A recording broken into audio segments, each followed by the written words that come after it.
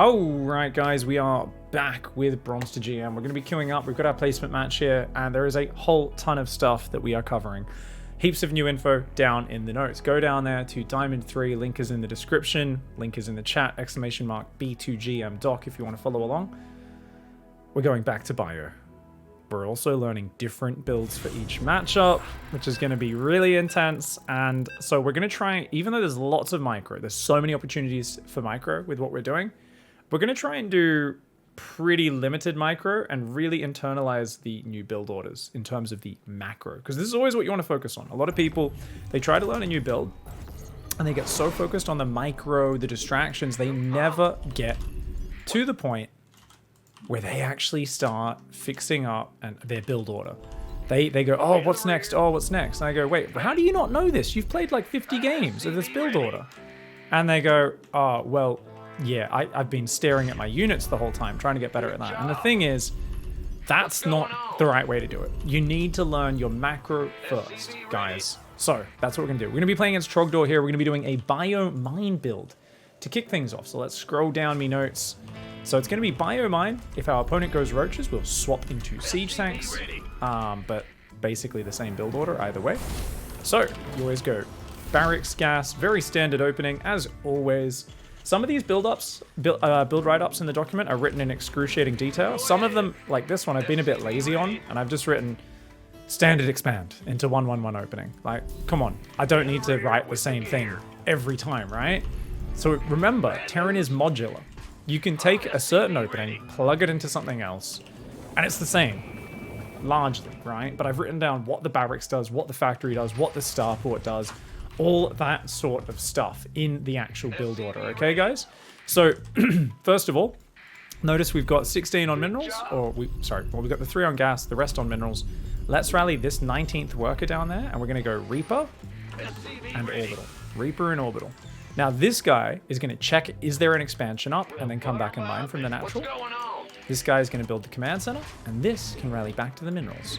So we're doing this because we want to scout, and against a Zerg with this sort of opening, once you put your command center down, you grab an SCV, you build your depot,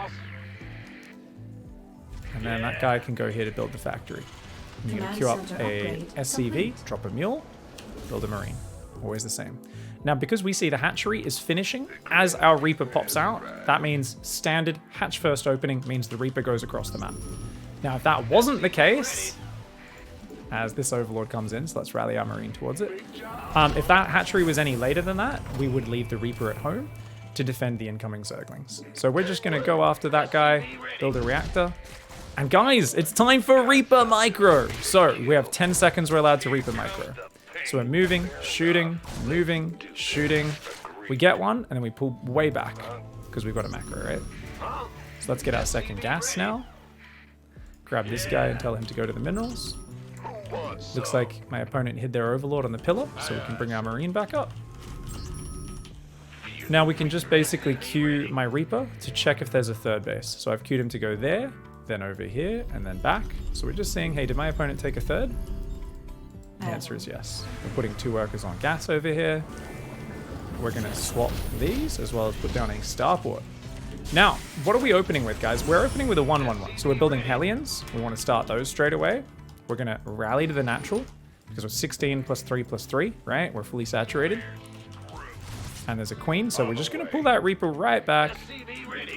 Oh! Oh no! Look at this cheeky bugger. So I did just react incredibly fast, guys. So because I'm learning kind of a new build here, as I teach you guys, I'm going to do a lot of very fast reactions, okay guys? So anyways, we just saw an Overlord poking in, so let's put this Marine there. I don't know where he is right now. Let's build a Liberator and more Hellions. Now the trick here is your Starport SCV always goes down with any 1-1-1 build and starts building depots on the natural. Because those Zerglings distracted us, we're a bit late, so we're going to build 2 at once, okay? So, we're going to have our Starport is going to rally up here so that our Liberators can go in. And we want to build 8 Hellions, okay? So our first 4 Hellions are meant to dive, and then we're meant to sync up another 4 Hellions to dive along with our Liberator going in. Problem, guys, this is not a good wall off. Why? Because that is only a single space overlap with the command center, which means units can move through. So we have to build another one just to make sure. Now we're going to dive with the 4 Hellions, as I said. And we're going to run away because he's got too much stuff. So if there was a way in, I would have just committed there. But instead, we just run away. Okay? So we've got our 3rd command center. We can... Oh, no, we want to build a Viking after the Liberator. More Hellions. And what we want to do next is you want to build 2 barracks. And the reason is we want those to go onto a reactor here and a reactor there once those are finished. We then want to go double eBay. And we then want to go double gas. And that's always the order. 2 barracks, 2 eBays, 2 gases, okay? So we're waiting for these last 2 Hellions. And then we're going to sync these guys up, attacking the 3rd with the Liberator. So we're going to tell that Liberator to fly back, then fly in, and then do a nice big siege up. Maybe there in case there's a spore in the middle. We're going to raise our wall, put guys on gas. And let's make 2 more barracks. And now, let's go in. Alright, so the Hellions are going to dive here, guys. And we basically just want to try and shift quick. Our Liberator went on a spore. That was sloppy. But let's focus on the build. 1-1 upgrades. 4th and 5th barracks. Keep building SCVs. Now notice we've got plenty of supply free, but we've got to remember to get on that soon. Okay. Now we also have a Viking. What do you do with Vikings? You basically want to queue to clear here, your pillar, and then all around the map to just clear. So we've queued up A-moves all around the map with him. So now we land our barracks. After your 4th and 5th barracks, you want to get an armory so you can get your 2-2 upgrades. And notice, what are we doing, guys? We're going to get all of our Marines down here. After your Hellions and Libs, you have very few units. So it's very important for you to make sure that all of your stuff is hotkeyed, your Marine production doesn't miss a beat, you start combat shields, then concussive after that. And you can also then go a 2nd factory. Now the 2nd factory normally goes down with the gases on the 3rd, so let's do that. Let's grab about 10 of these guys.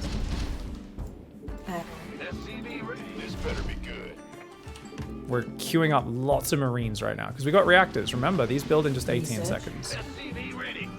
And we're about to get supply blocked, so it's time to build those depots.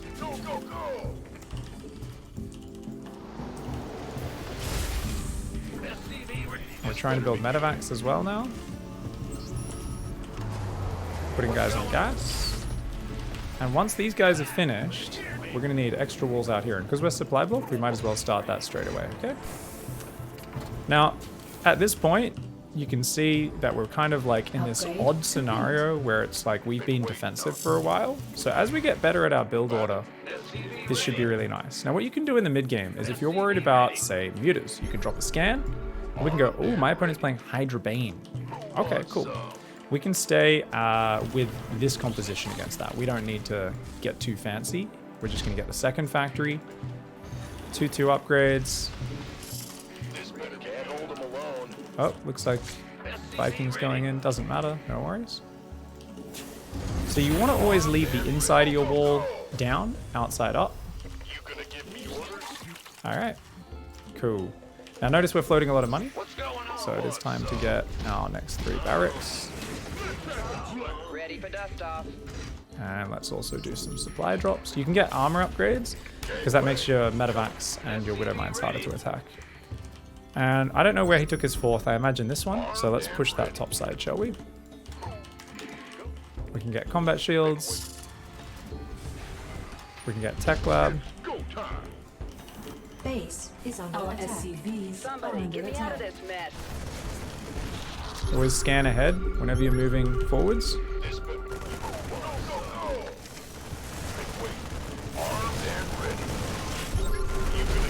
Add-on complete. We spread our units out, and what do? Jump home and macro, okay? Command center. So we can take 2 because we're a little slow. Tech labs on these. Depleted. Go ahead, huh? You want a piece of me, boy? Research complete. My man! And we can just kind of move forward in little chunks.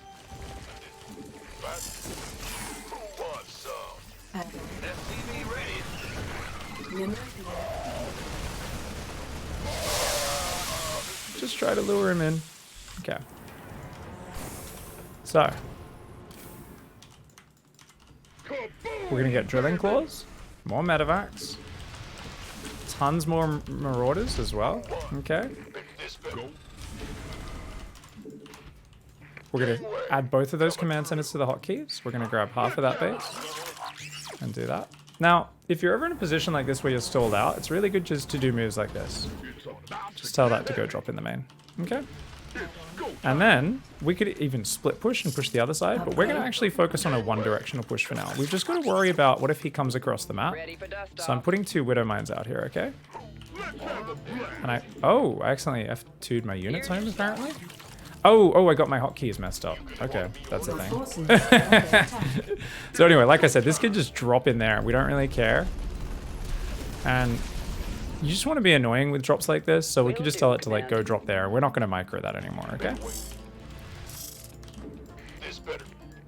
Now, when you do set up a pre-spread, the real trick is to not mess up your spread. So most of these guys just stay up there. I'm only controlling these guys at the front. So we're just kind of like fighting with these guys and saying, hey bro, come fight into my spread. And we're just trying to get him to engage up here, right? And now he's got lurkers up, so we go, oh shit, I can't fight into lurkers. So we're gonna run away. And we go, damn. How do we fight lurkers, guys? First of all, planetary gases. We're gonna drop 2 more factories with tech labs so we can get tanks, okay? So we're gonna start queuing up tanks. We're going to move this over. We only want one type of siege unit at a time, okay? We don't want to be building tanks and the other units. We can make an orbital there, and we can start doing drops. So we're going to tell these guys to drop the bottom left base. I don't know if he has it. I'm going to assume he does. We're going to send a Marine to the watchtower. We're going to send these guys forward here just to clear some creep.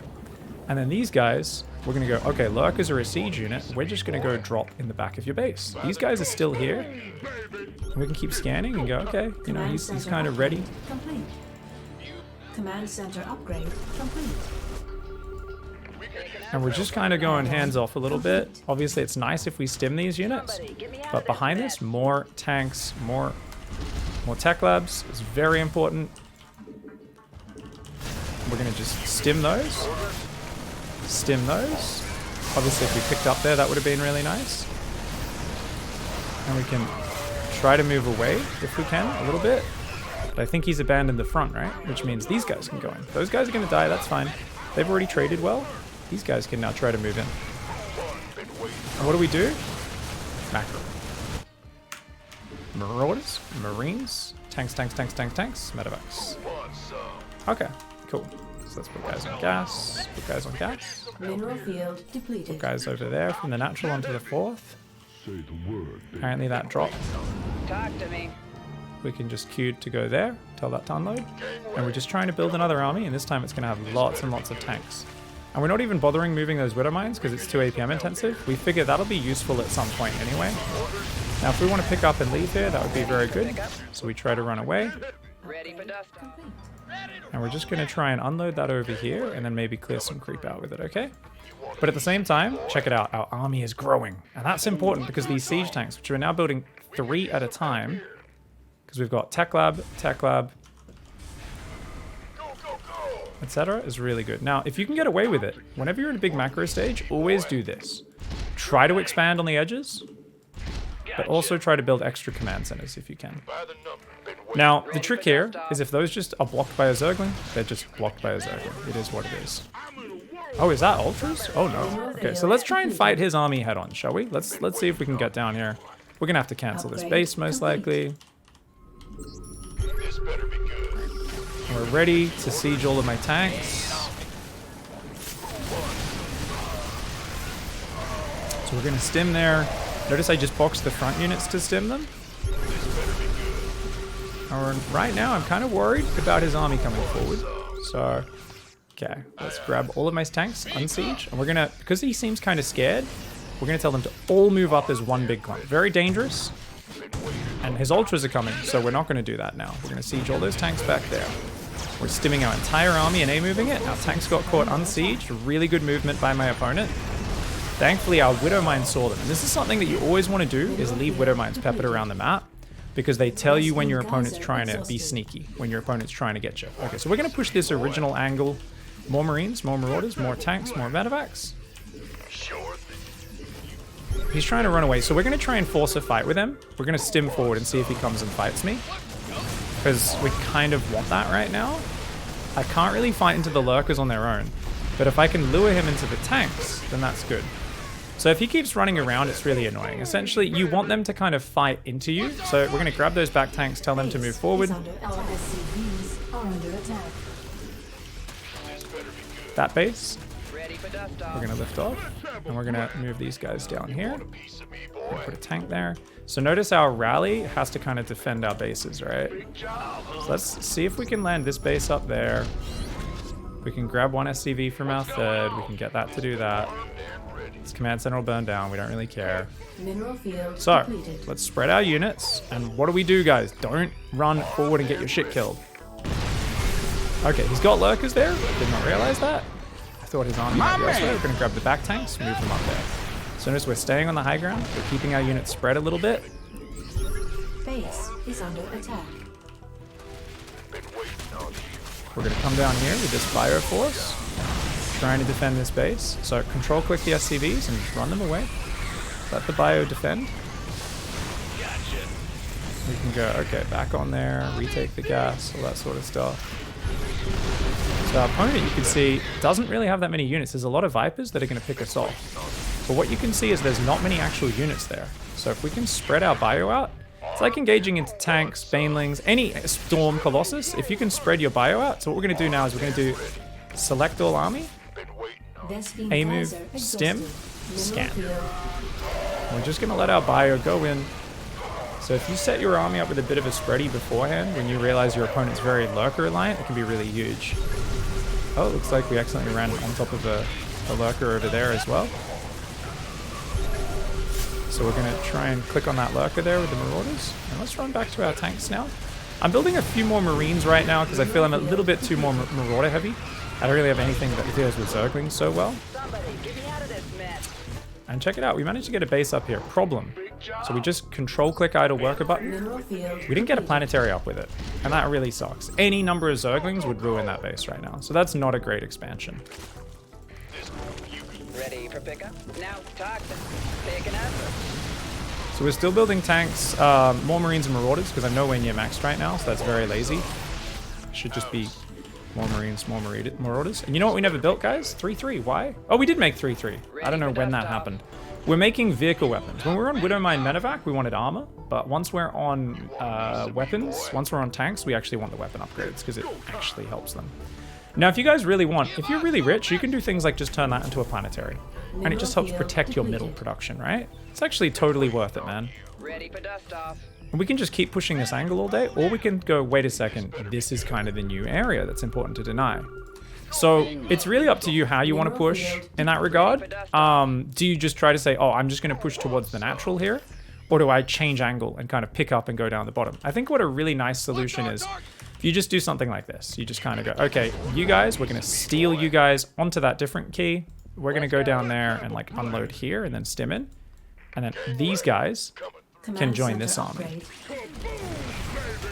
We're going to run forward and try to protect these tanks from this. But there's quite a few lurkers, isn't there? So we're trying to pull back a little bit. So we're just going to stay with our tanks a little. We're going to move these tanks forward, telling those guys to siege there, those guys to siege there.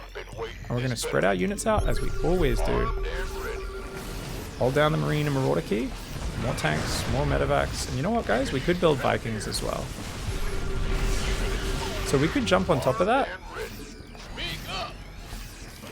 Let's try and stim forward, do a bit of a cheeky A move. So we got a few Vipers, but we don't want to chase into his lurkers because that's definitely dicey. We've got some bio down in the bottom left, so that we're just going to stim and A move and let that do its job. Now this we can turn into a planetary to guard this base, right guys? Once again, grab your idle workers. Just do that, guys. Control click. on that idle worker button, or if you have a hotkey, that's great. Mineral field. Somebody, get me out of this. We're gonna mess. leapfrog the tanks. Leapfrog the tanks. What else can we do? We're just gonna tell that to go drop inside his base. Kill the Viper there. We're in range of those lurkers now, which is awesome. What's happening down in the bottom left? Mineral field. So it looks like we're able to overwhelm this base by the looks of it. Oh, that's really good for us. Okay. And then these guys, we're going to avoid that spore crawler. Maybe we can kill some tech. The trick is, you're going to notice, as a Terran player in general, when you're using lots of siege units, it's about setting up a position, make your opponent uncomfortable, and the real damage tends to happen from the little pinpricks that go around and off of that pressure rather than the actual frontal push. If they fight into you, the frontal push can just win the game, right? But that's a big if. Let's take that base, let's take this base. And this army can push down the bottom, right? Now that we've created that position, let's actually push that bottom. Is under attack. Oh, okay. So check this out. So we're just gonna stim, move in and aim with that. No worries. Looks like that drop finally got cleaned up, but this is causing so much chaos. More Marines. Mineral Ready Oops. for dust off. Did I just stim that again? I think I did. And we did it. Now, this is my first game with this style. I kind of was messy, kind of broke the rules on some stuff. It's meant to be me learning as well. Bear with me. I haven't played Biomine in a little bit. We're trying to remember the build order exactly. We're trying to go over the basics of it. And I'm trying to balance not focusing on the harassment too hard. But there's little instinctive things. Like, I focus fired some bloody Zerglings when I went in with my Hellions. That's a little unrealistic. Look at this. Look at this. Is it unrealistic? I don't know. Maybe you guys could do it. Maybe you can't. But notice, so I committed to a 4 Hellion dive, which was quite late, by the way. And I actually target fired the Zerglings. Let's explain why we do that. So basically, if you don't target fire the Lings in this scenario, the Hellions are just going to shoot the Queen, right? Because it's closest to them. At least those ones on the back would. The ones on the front might have. Also, if you attack, they might just shoot a random Zergling on the edge of the pack and shoot off to the side. You always want to aim your Hellions towards the center of the pack. And ideally, you run back so they chase and they clump up a bit, chasing you, and then you click on them. And that's where you get the big value shots. So that's pretty high level micro though. Long story short though, normally what you're aiming for is to dive with your first 4 Hellions and your Reaper much earlier than this. Why was this so late? It was late because remember those Zerglings snuck across the map in the early stage while my Reapers were checking where his hatchery was? And that kind of distracted me, threw a bit of a spanner in the works, and I forgot to build my Hellions. So this came in a bit later than it was meant to, number one. Number two, what is the goal? You're meant to run past the Queens, which are usually out front, maybe take a few hits on the way past, but then get on in there and just shift click on the drones. But because there was Queens in front, Queens behind, and Zerglings, I was like, nope, let's just leave. And I lose a Hellion, but we ran away. That's a very advanced thing. This is not what you're gonna do when you're first learning this build. What are we doing? Macro first and foremost. We must memorize the macro. So the way you're gonna do this when you're learning the build is you're gonna focus more than anything on the build order. And you wanna hop in an empty custom game if you can and practice the macro part of the build order, right? Maybe you click the Hellions in. The idea is you don't even look at them. Or when you're learning it, you click them in, you shift click on the drones, and you immediately don't care what they do. You look back at home.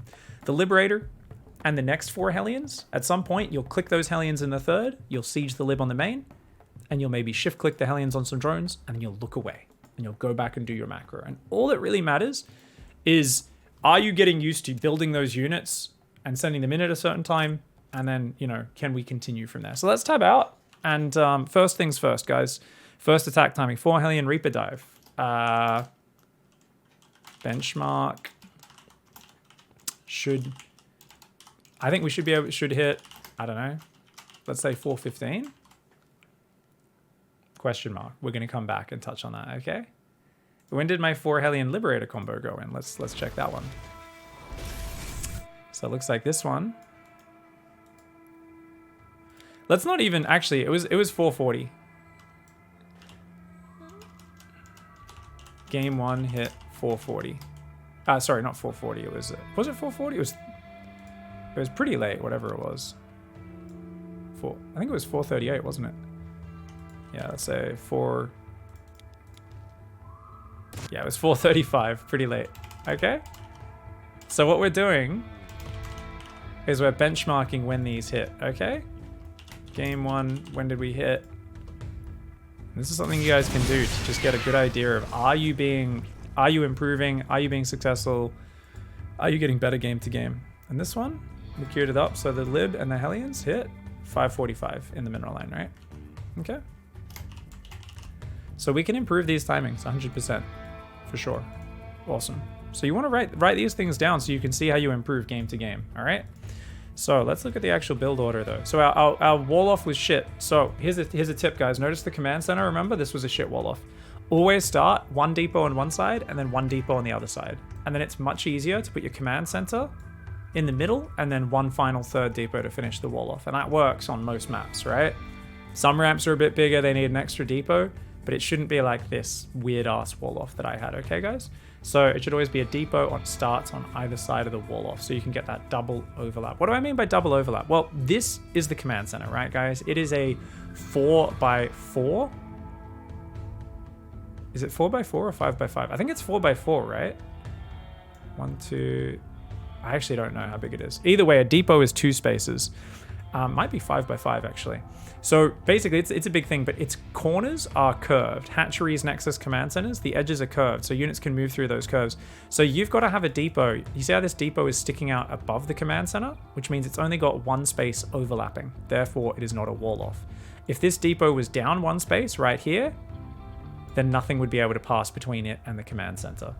Okay? So that's actually really important. We've got to remember that. We've got to remember that. So other than that, what about the build order? Well, with this build order, we did forget our tech lab here with the barracks, right? We could have got that going a little bit earlier. That would have been nice. Notice it's always 2 depots, then a command center. If we look at this, if we look at our supply, because we're throwing our first 4 Hellions away, we actually technically could get away with going for 1 depot into command center, right? Because we throw our first 4 Hellions away, which will stop us from hitting that 54 supply cap. Let's just build an extra depot to keep things simple, shall we? You know, let's just basically have from when your starport finishes, you want to think about that. So think about, and we're going to start thinking about more advanced things now that we're in Diamond as well. And I'll emphasize these later once we know the build order a bit better. But you guys want to start doing little things. Like notice this SCV builds the depot, builds the barracks, and then goes to scout. And our 19th SCV comes down to build the command center. Immediately after the command center, we build a depot. And this SCV builds a depot, it then builds a factory, it then builds a starport, it then, guess what? This here is Gary. This is Gary, the depot builder. And it should always be that way if you hit your build properly. Because check it out, factory finishes, and then what happens? Well, now you can build a starport. You should be putting a starport, right? And then he should already be queued down to the natural, because guess what? Your starport always finishes when you're about 37 supply, roughly. I'm floating a bit of minerals because we got distracted there, and he chills in the main, which is why we're starting our depots late at 44 supply, but they could be started by 40 supply if he went down there straight away. So that's Gary. Gary is your depot, your second depot, your factory, your starport, and then non-stop SC depots from there. That is how you remember to make sure Gary's always doing his job, okay, guys? So anyway, we're going to go Liberator into Viking, into Reactor on here. And the idea is it'll roughly time out that we can, like I said, either build 2 barracks here or build them on the reactors. Because our second and this barracks is going to get a tech lab. It's going to make stim and shields. But if we fast forward, you're going to see the next 2 barracks, their job is to swap over onto these 2 reactors from these structures, right? So we were a little slow on starting that reactor. And you want to batch these things up. So it would have been better here if this reactor was on time, because then I could have landed both these barracks at once. So batching things up is really, really nice. You need to batch things up as a Terran. Unless you've got insanely fast APM and you're very organized in your head, it's just going to be so hard for you to like float 1 barracks, land it, float 1 barracks, land it, start Marines, because they're all on different timers. But if it's, lift 2 barracks, land on 2 reactors that have already been kind of evacuated, the factory and the starport's already lifted off, awesome. And then the factory and the starport both lift off and build reactors themselves. Is it true that Clem learned Terran through Pigs Bronze to GM? Absolutely, yeah.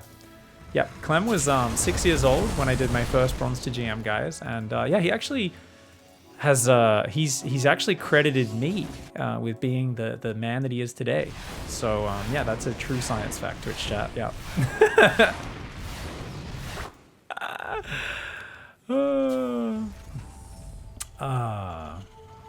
It seems around 5:30 to 6 minutes you can easily fit a third. A third what?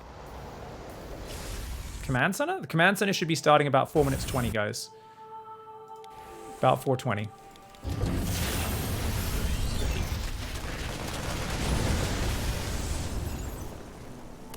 So like I said, after 2 depots, our next 400 minerals should be down. Now, our minerals are a bit higher this game. Why? Number 1, supply blocked. Number 2, we're also missing production, remember. Because these Hellions should already be diving into the base by this time. There should already be 2 more Hellions out and another 2 producing. So this was first time doing the build, plus our opponent got cheeky with some Zerglings across the map and they disrupted us a little bit. So they messed the order up a little bit, but that's okay. So the command center goes down about 4:20. And then that tech lab should be going, those Hellions should be going. And the tighter you are on this, right?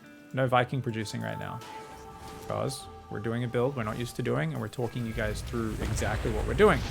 It's not perfect execution. It doesn't matter as long as we hit the order, right? So if you guys are seeing minerals floating, that's fine, guys. Minerals floating is not the end of the world, as long as we get on top of it. Could I have got these barracks earlier? Yep, absolutely could have. Could I have got the third command center a bit earlier? Yes, I could have. First time doing the build. You're going to iron out. Make sure your order is correct. So too many people are trying to like, oh, you have 25 extra minerals here, 100 minerals. It doesn't matter. Focus on the order. When you actually hit the build type, things will sync up really nicely. This is not me showing you guys a build order that I've been playing only mech for like 6 months in TVZ, guys. So it's been a while since I did a Hellion Live opening. When I played Bio recently, it's been 2-on-1. This is a great opening though. And once you learn this, it's really nice because the Liberator is so low APM, high damage potential. We get 2 different Hellion dives to disrupt the Zerg.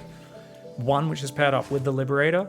We've got a Viking, which we accidentally queued to the Liberator path. So what's the most important Viking area, guys? When your Viking pops, we need to A-move here, A-move down along this edge, because this is where the Sacrifice Overlord hides, this is where the Pervert Overlord hides, and then you want to clear the edges. So say I kill this Overlord, then this one. Where would I have already queued the Viking? I would have queued it to here, here, here, here, here.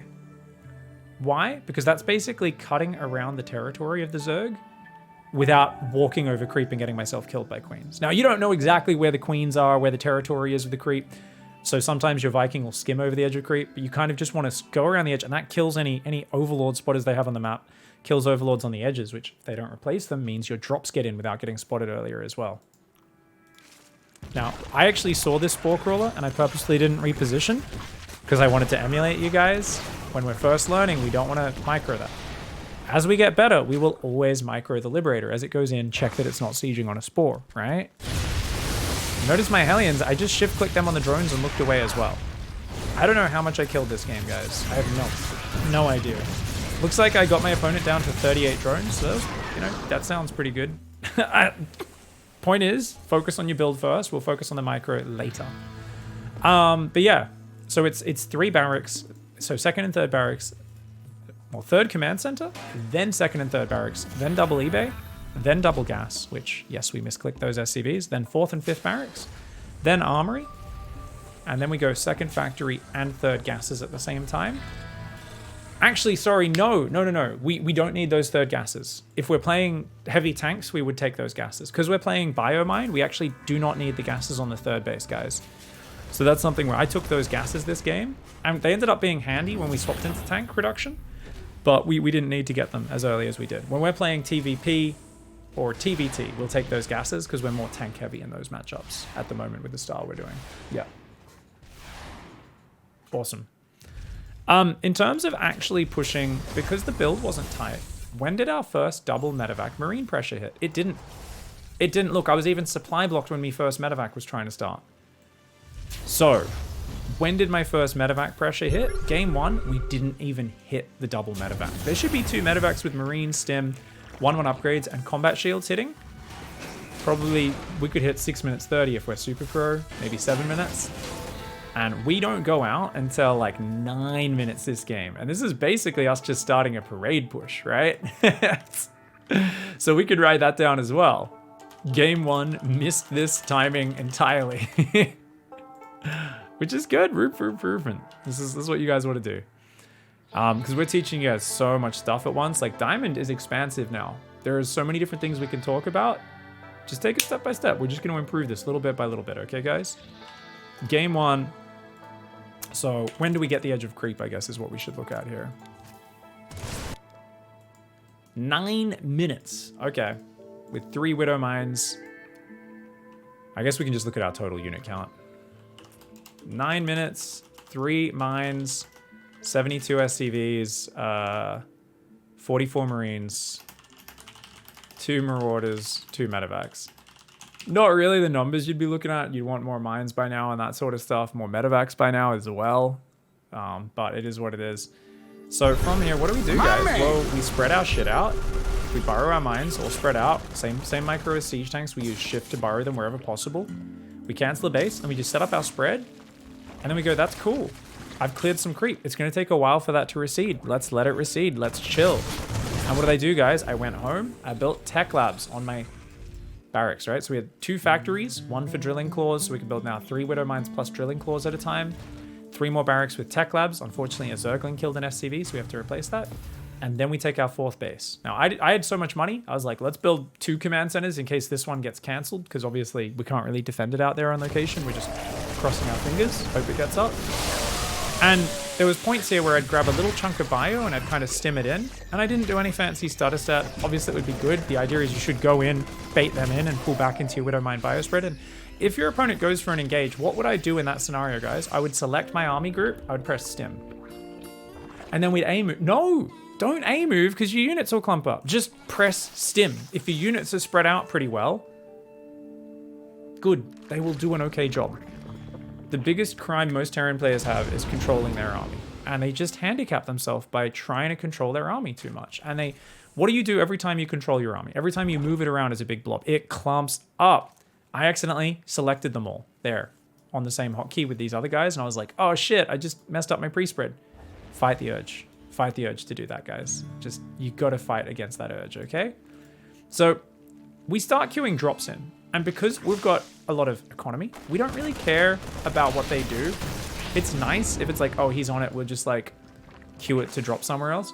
But the whole idea of drops is to pull your opponent's attention away, pull their army away, and give you time to kind of get across the map with your main push, set up a pre-spread, and then take a fight on your footing. If you don't do drops or lib harass, often the Zerg will be out on the map ambushing you, right? As you're in a big ball, and suddenly you need to do Maru splits, right? You need to stim, run back, split like Maru. We want to avoid that. They're going to be rolling banelings into your mineral lands if you give them too much room. But because I just kept queuing drops in, it's not like they killed much. They just kept my opponent busy. And the thing is, if your opponent's busy, they're usually trading badly because they're rolling banelings into marauders and that sort of stuff. And we tried to bait him into away my Widow Mines, and my opponent was like really defensive here, and he just wouldn't take the fight. But we saw he went lurkers. So remember, we did swap into extra tech labs at some point here. We swapped this factory off the reactor, we built a tech lab, and we built 2 more factories. So we go 4 factory siege tank, which is something very similar to what we'll be doing against Protoss in general. And we then started, at a certain point, our army was here, and we said, look, I'm not getting in, I'm not doing damage.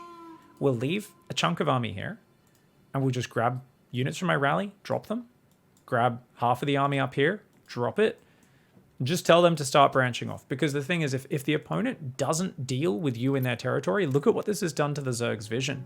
This whole top side is dark. I even have a Marine on his watchtower, so the bottom side doesn't even have that much vision. That's why I even came forward to clear some creep there, was the whole idea. So this is the same thing in TVT, and to a lesser extent, against Protoss, we're probably going to force our way in a little bit more. And against Zerg, we would like to as well, and we can learn how to do that, especially if we're using siege tanks. But because we're using Widow Mines, it's hard to like force our way through the creep. We want to kind of inch our way forward, make them uncomfortable, and that's where we can queue liberators or drops to really win the game. And it takes a lot of discipline to not just F2 your army, right? To not just select all army and derp it. But you're going to notice, what did I do with most of these drops? I drop them in a good place, I'd stim them, and I'd look away. I stim them, I'd look away. I did not micro these. And is that always going to work? No, but you're going to get better at sensing where to drop, when to drop, right?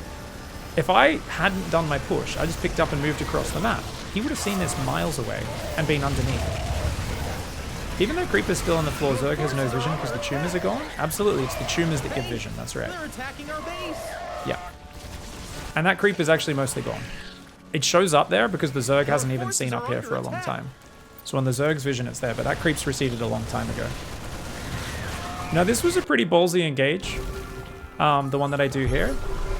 But because my opponent kind of was so busy dealing with the drops, what do? There is a rhythm to what I'm doing here, guys. And what is that rhythm? That rhythm is to basically say, okay, I've pulled you to the edges. All your armies split in the bottom and the top. Now I'm going to attack in the middle, right? You're distracted there and there. I'm going to attack here, right? And on both sides of the equation, if the Zerg does this well, it's the most irritating thing in the world. Terran does it well, most irritating thing in the world. So it's actually really insane what that does. So I just grab these units and just stim A move them in once again. And do they win the game? No, but it's killing spores, it's clearing my opponent's territory, it's keeping him busy. And we're macroing like hell behind it while our opponent doesn't have many bases. So we're actually at this point able to almost like out-Zerg the Zerg, right?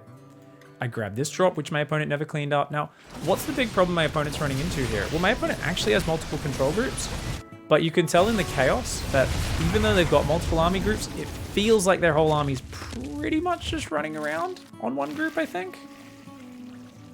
Because they've got 3 different army groups, but like their army appears to be one big blob, right? Catapulting around the map. So Trogdor almost had, you know, some decent D, but it looks like maybe they were just kind of keeping everything together. And because they just got pushed back into this side of the map, they weren't really able to pick their fights very well. And from there, I very slowly added my next upgrades, kept building biotank. I did add a few more command centers, which is not necessarily part of the build. But because we're playing Biomine in this game and our opponent played Lurkers, which is a very survivable composition, it's hard to push through, we kind of had to go around their Lurkers a little bit more. If they were just playing Lingbane Muta, for instance, guys, we could have just pushed through the front a lot easier because we would have had the range advantage.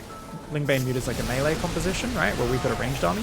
But Lurkers are really long range, so it wasn't until we had siege tanks that we could actually do a frontal push again, right? Because Lurkers outrange our whole army, if that makes sense. So you've always got to think of it that way. If you've got the shorter ranged army, you kind of need to multi-prong a bit more, right? So if you've got, say, Biomine versus Colossus, you want to go drop. You want to go split and push multiple areas, right? Because if you're just fighting front on, well, they can just outrange you. Shoot, pull back, and it's not going to go too well. So you see, my opponent went for a bit of a desperate counter-attack here with just a handful of Ultras and a Baneling, and we just pulled our whole army back for that one. And what allowed us to do this? It's these spotter Widow Mines. We had our Widow Mines on top just got cleared up. We also kept sending Marines to the Watchtowers so that it just kind of, even if you're going to lose those Marines to Zerglings, that's totally fine. But it's really effective because it just forces their APM, it drains their actions, their attention to fight for that map control. And then we pushed forward here and we just said, okay, tanks it forward, lure them into the siege tanks, you know, push in, push out. And we've gone back from a multi-prong focus now to a frontal focus. And we always want to just shift what we're doing, right? Drop, then do big frontal push. Don't drop. Because at a certain point, your opponent's going to have spores everywhere. If they're good, they're going to leave like Ling Bane or Hydra Split. Like they're going to be more ready for the drops. But if you swap between a whole lot of drops, you force spores all over the map. You force all this static defense. You force them to split their army up. And then you're like, oh, by the way, here's a tank push. It's a very different thing for them to deal with. So it's nice in general to shift your focus wherever possible. And this could be something that's basically pre-planned. It's not, oh, now he's built the spores, I react with this. That's already your plan. I drop the top, I drop the bot. Got siege tanks out, push the middle with these 8 or 10 siege tanks or whatever it is. 1, 2, 3, 4, 5, 6, 7. And we just kind of inched our way forward. Now, because it was hard to push through the Lurker Viper, at a certain point you can see, look, he starts taking some really nice trades to his opponent here. But when he does actually walk in a tank fire, so is it that nice a trade, right? Kind of the question. Some of them are. But then remember, I saw at this point that he only had a handful of units. Lots of spellcasters, but I saw 3 Lurkers and about 15 Hydras. I had a giant bio army. And this is where we set up that big spread. And this is something that's not actually the craziest thing to do. If you're ever way ahead, and we know we've been ahead this game, why guys? Because we killed the base up here, we killed this base, and we've killed this base. We haven't lost any bases. We've been mining off four bases all game long. Our opponent's been kind of knocked back to 3 bases a few times, right? And I also felt like I was trading better, which units lost tab tells. So all I did was spread my units out here, here, here, here, here, and then we just did a big stim A move scan. And you can see that if you're spread out, lurkers aren't that effective. If you're in a ball, lurkers are crazy effective. Same with tanks, same with disruptors, same with colossus, same with storm. If your opponent just has a little bit of splash damage and not that much support for it, you can always spread your bio out and do an A move. Yeah. Creep Tumors can see insanely far, that's right, guys. Yeah, very long vision. And this basically wore our opponent down. So this was game there at the end. But we can see there's lots of room for improvement with the build order, right, guys? Lots of improvement. I see dead units, achievement awarded. I think it was something to do with scanning lots of units, I'm not sure. So our first win there in Diamond 3, guys, and it actually gave us a crazy amount of MMR, so that was awesome. Really good first game, but we've still got a new TVP build, a new TVT build to learn, and there's so many details with this. Already, you guys are going to notice I'm doing things like putting SCVs on the inside of the gas. I'm trying to queue up what my SCVs do so they know what their next action is ahead of time. So it's like, hey, that depot SCV builds the factory, builds the starport, builds the depots in the wall, right? We're programming a few more details into our build to try and optimize it, okay? Fucking Helix. All right. We have Helix literally logging onto StarCraft for the first time in 6 years. So we're going to have to do a random build order, guys. So we're going to scout at the very start of the game so we can figure out which build order we want to do. Actually, you know what? That's kind of silly. That's unnecessary. Okay, so every single one of my builds is a 1-1-1, right? They're all 1-1-1s. So I think, right? So as long as I scout early-ish, we should be good. I'll send it now. Okay, so we'll send an SCV now. Just to see what's up. Because we have to know if we're building a Reaper or a Marine. Here's the difference, because it's Reaper versus Zerg and Reaper versus Terran. Actually, if it's TVT, then we're going to have to do a different build order, which is kind of a bummer. But you just want to do it on the balance of probabilities. So it's a 1-Rax expand versus Zerg. It's a 1-Rax expand versus Protoss as well. So we're going to do the 1-gas version of the build. And if it's TVT, we're going to have to adapt. Okay? So it's Zerg, which is very good news. And that is a gas pool on 1 base. It's a double gas. It's a 1-base Ravager all in. Okay. So we're going to go for a very committed response to our opponents all in. Okay, guys? So this is a 1-base Ravager all in. Not exactly what I'm looking for on the ladder, but that's okay. So we're going to go Marine. Now with this build order, the trick is, why do we go Marine instead of Reaper? Because Marines build faster, they still do good damage, and they don't cost gas. The most important thing to get up here is to get up your factory. We're going to build that nice and far back, okay? We're also going to send the Marine out here. Thanks for the Bezos box. Just to check what's up. Now we're going to leave that SCV hiding. Command center upgrade complete. And what we're going to do is we're going to build a bunker, or 2 even actually. I build a bunker here. Actually, it's better if you build the bunker there. I'm gonna build another depot behind it. And then this hits at about 3 minutes. So our bunker's cutting it kind of fine. But I've already got 5 SCVs on auto repair in case I need them. We're gonna build a tech lab there. And keep building Marines. And we want to build a backup bunker just in case, okay? So starport's not important. What's going on? Add-on complete. And we want to build a Cyclone. And the reason you want to build a Cyclone is that a Cyclone can micro against this. Now this could technically have been 1-base Lang Bane if you cancelled his second gas. I doubt that's the case. We're going to build a starport.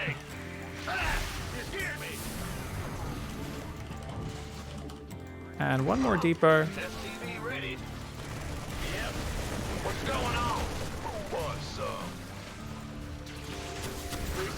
So notice we're pulling back to dodge the biles here. And we're going to lock onto the Overlord so that we get rid of his high ground vision. And now that he doesn't have high ground vision, he needs to step to about there to get vision, which means this is being held, okay? Oh, I'll get there. Moving into position. So we pull back the SCVs and we go back. Nothing will stop. This ought to be good. Thanks for the... And then we can build a Viking, because that'll help us kill all the Overlords and stuff. And we go back to a macro build. And we're gonna... What do we do after holding a cheese, guys? What do we do after holding a cheese? Okay, same thing as always. Oh, we actually got another Overlord in, but doesn't matter. Cause...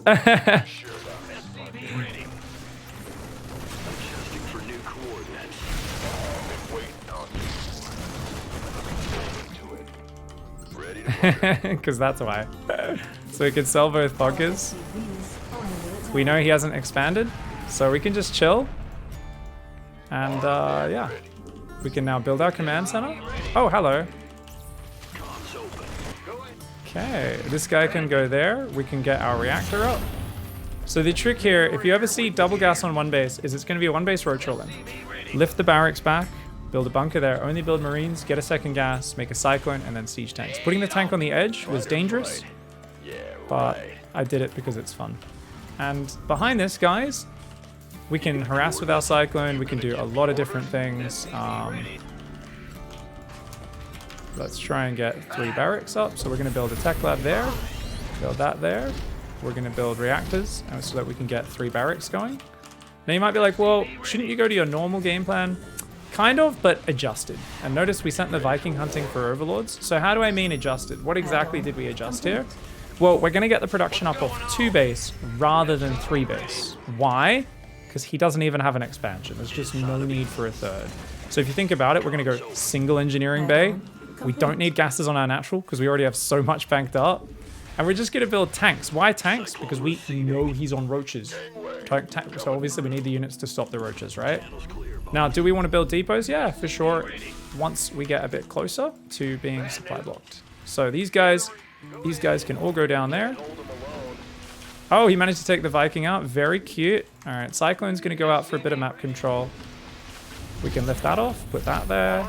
And we're just going to do a big 2-base bio tank push. Okay, guys? So we're just pumping units. We've got +1 weapons. Command center upgrade complete. What's our target? Huh? Who wants some? And we can kind of see, okay, are there any drones here? You know, what's he doing? I know he's got 3 Ravagers out there somewhere. Just gonna put on some light pressure, just see what's happening. So he's taken 3 bases. We do know that now. That's okay. And when is our attack timing, guys? Well, we need stim and shields and some medevacs, right? So we're going to wait for shields to be done after stim, okay?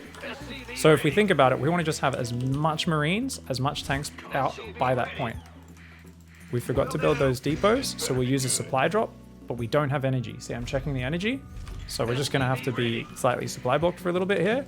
How can we take advantage of this? Well, we needed a 4th and 5th barracks to finish our 2-base production. So we might as well put that down now, right?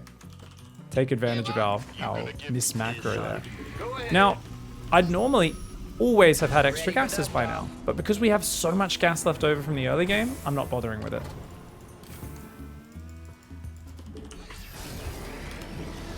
What's going on? So we're just continuing to build depots here. 1 more depot in the main as well. Stim's almost done. So when Stim's done, I think we can move across and start getting in position even as combat shields is still on the way, okay? So I think we'll wait for this extra tank to pop so we can move out all at once, okay? We can drop a scan because he's maybe trying to go mutas. Looks like he's upgrading roach speed. Okay, that's fine. This better be good. Ready for Going dust mostly off. reactors here. You could add some tech labs if you want. So we're gonna grab all these units. Upgrade complete. Got it. You gonna get Okay, so I kind of want to push the natural. been waiting on. Yeah, I'm gonna push the natural. We're gonna raise the wall behind this. Armed and ready. 10-4. Let's have a blast. We're going to get +1 armor. And Ready for dust going to off. save our scans here. Add-on complete. We see he's pulling back. Coming through. Who wants some? Notice he tried to bio me out there. Very cute. SCV ready.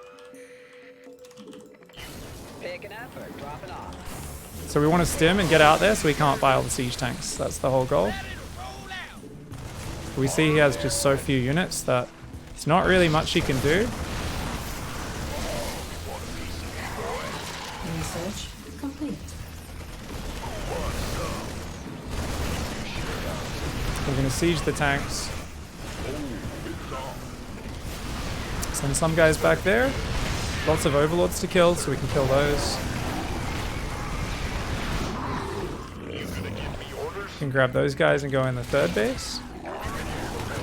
GG. Pretty good transition from him, I gotta say. I'm surprised he managed to get that many drones up, because this is such an all-in. So this is a very specific all-in. Let's just check. How many drones did he actually have? Maybe he did this off a few more workers than I expected. Right, so he drones way more than you normally would. So this was this a 15 pool version of the build? So normally you do like a 12 pool. He's gone 14 pool, which you absolutely can do, but he's still droned a bit hard behind it. So I think maybe his roach horn was a little late.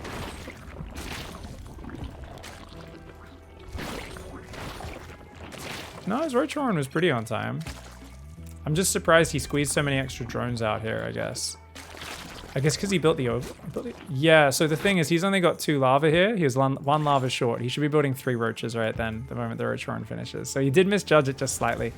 I mean, that means he's got 17 drones, which is not too bad. It's still pretty awful, only 11 drones on minerals. No queen, no hatchery, right, guys? Pretty all in. So, just to review this is a very specific, extreme all in. Now, I normally wouldn't have scouted as early, but it still would have been the same response, guys. It would have been the exact same response.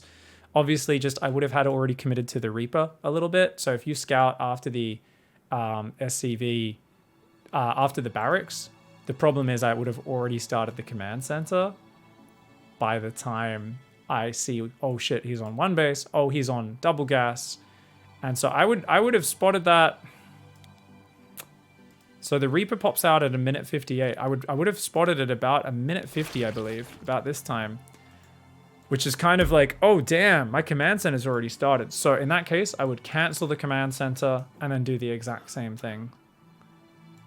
Lift the barracks, build second gas immediately. So second gas, lift the bunker, move that over, build a bunker, get the factory down ASAP, and build a bunker there, but then also build a backup bunker in case that front one gets busted. This is a very specific all-in from my opponent. Very specific all-in. Yeah. GG's. All right, guys, we've got TVT. All right, so this one I'm very excited to try out here because this build I wrote out in detail, and yet I'm still not 100% sure if I've kind of factored every little detail in. Why? TVT has a lot of details, okay? And it's going to be a little different trying to play without Ravens, but also without... I normally play a no Raven style at the moment, but it involves very advanced Reaper Cyclone movement, control, anticipation, and rushing for a double marine drop behind that. And it's like incredibly high-level knowledge is needed to make that style work, and high-level movement. So I'm not going to teach you guys that because I just don't think that's going to go well for most people. What we're going to do, though, is we are going to go for a double gas opening. Okay, so let's take a look here. And I've been kind of tossing up whether we should scout or not, and I've decided I think we will scout. So basically you want to go 16 racks, 16 gas. You rally your 17th worker, this guy, to immediately take the second gas, and then as soon as that goes down, we send an SCV across the map. Okay, guys? And we're just going to go across, scout his base, come home. Just because that's a bit more reliable than scouting for proxies. Normally when I do this sort of opening on my main account, I'm out there checking for proxies the whole game. Let's take this guy, tell him to move there, and then gather, Q onto that, okay?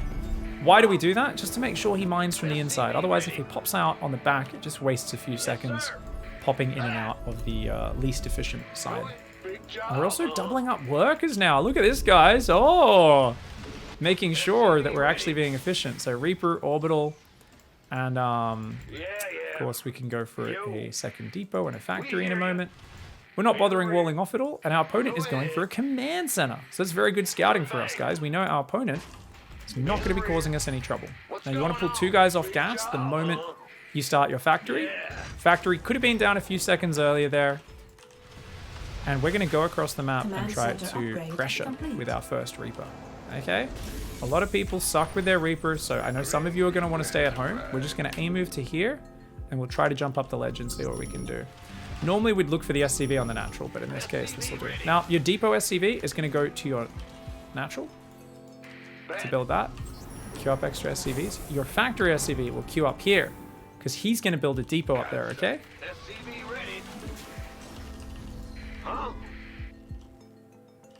So we start this, we hotkey it, we center our camera location, we build a Hellion, SCV ready. we queue up another SCV, I'm listening. we queue up another Reaper. So we've got Reapers and Hellions built. Guys, we want to go 3 Reapers, 2 Hellions. That looks like a starport. I don't know if it was for sure, but it could have been the factory actually. Want something? So we're going to go back Ready. and we're going to make 1 more Hellion. Where's that depot? Depot goes down in the corner of the main. Raise some hell. Yeah. And we're going to go very, very typical stuff after this where we go, okay, cool. Now it's time to get a starport. And when your starport goes down, you put a worker back on each gas. And you'll notice that we're also kind of pretty much saturated at this point. Now it's going to be reactor and then tech lab once these are done. And you're always going to look for a Reaper harass if you can at the start. And then we're always going to go across with our 3 Reaper 2 Hellion. Now behind this, we have nothing at home. That's okay. There's always a little bit of danger in TVT. But we've got a lot of units out there, so hopefully we've seen anything coming. And we want to start a Cyclone immediately. Okay?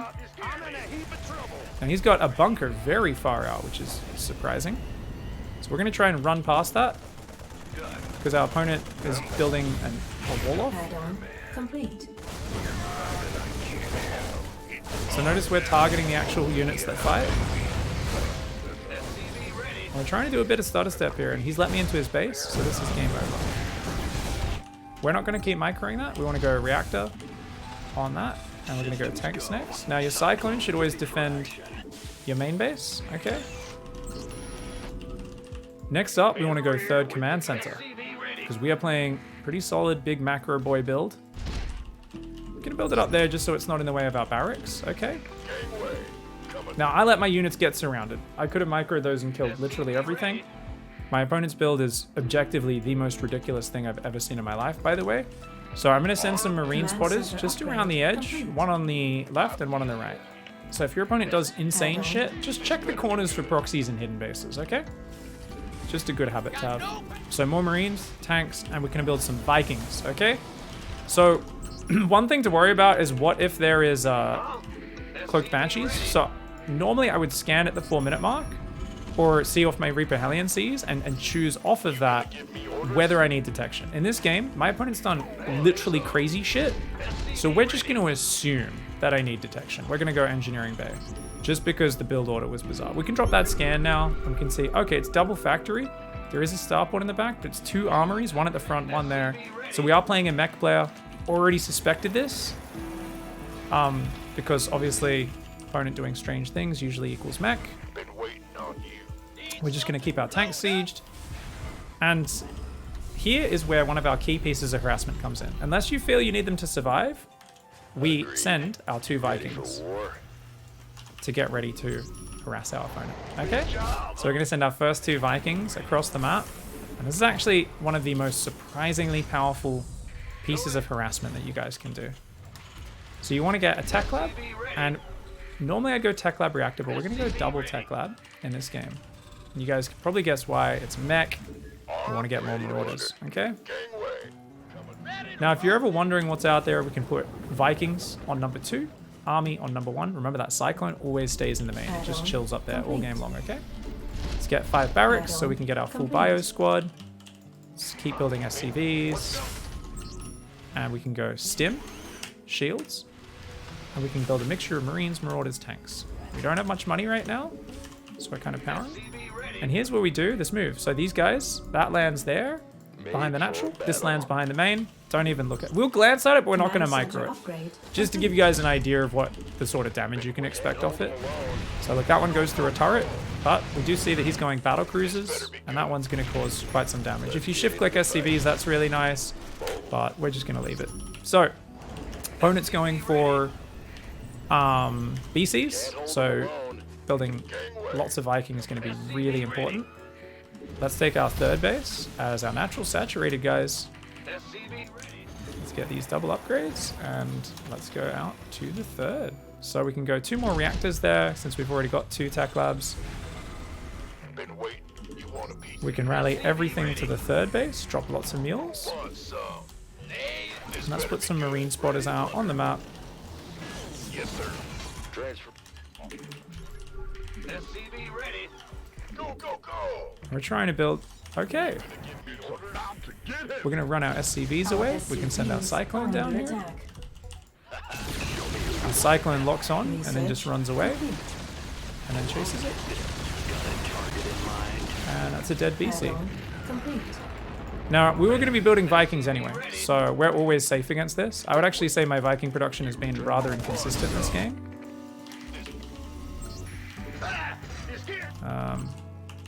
That interrupted my depot builders. Fueled up, ready to go.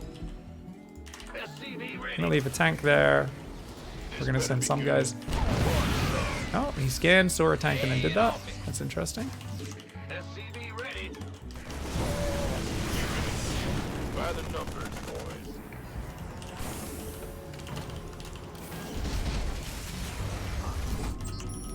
Okay, so what we're gonna do now is we're just gonna keep building bio, tanks, and Vikings. Now, we want to build a few medevacs actually, so we'll squeeze 1 more medevac in here just so we have a little bit of healing, right? 3 medevacs, because we already killed the first BC. And other than that, we're gonna leave this tank here. So notice that's not on my army. This tank I'll put out there, and that's gonna just help defend, right? Any sort of big attacks from the Hellions that are going to come in. We can get vehicle weapon upgrades, and we can get 2-2 on our bio, but we don't have enough gas. So let's just put those guys on there. And we can also try to build some extra command centers as well. It's not a bad idea. Now, once you get to this point, guys, you've got 2-2 on the way, right? We start 2-2. We've got lots of Marines building. Well, that concussive in there. We've got Vikings. We've got some medevacs. It's time to start pushing. So, simple trick. Let's just check. Hey, do you have a third? Okay, so my opponent has a third, so we can push down here or up here. Either one's fine. Let's push the right side. And what else do we need? A second factory. That's a very important piece of your production, right? As long as we keep building our Vikings, we should be in a very good spot. So just keep building depots, keep building Vikings. We've got a 4th command center. So we've got to focus on those Vikings a little bit more. Let's get another starport just to prepare in case we do mess up. Having an extra starport Viking would be really good.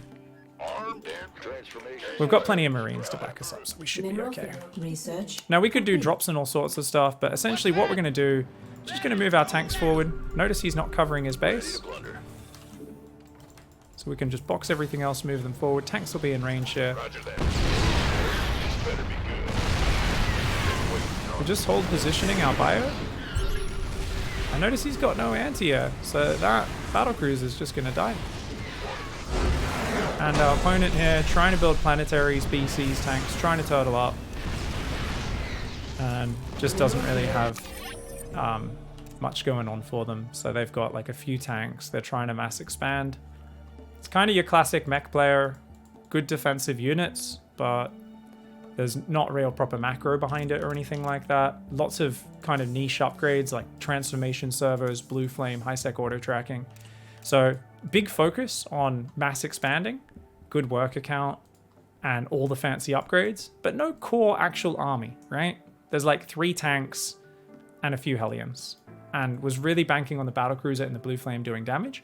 I think if this player wasn't focusing on building armor upgrades, which are both just not that important, high-sec auto tracking, blue flame, servos, and 5 command centers, if they just were building a bit more tank Hellbat and stuff, they would have been chill.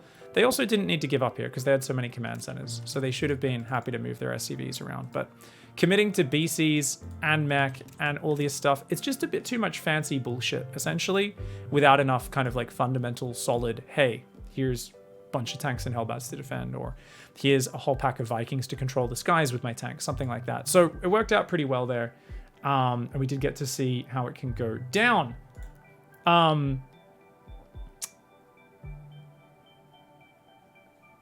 It always looks easy with your explanations, because oh, it's not easy. I mean, it might be simpler than when you actually know what you're supposed to be doing, but it's always, StarCraft's always difficult. It takes a lot of work, never easy. Thank you, Fritz, Rakinishu, everyone else. What's up, guys? Yeah, Get Good was pointing out, by the way, with the previous build, Bly has a proxy hatch version that hits very fast.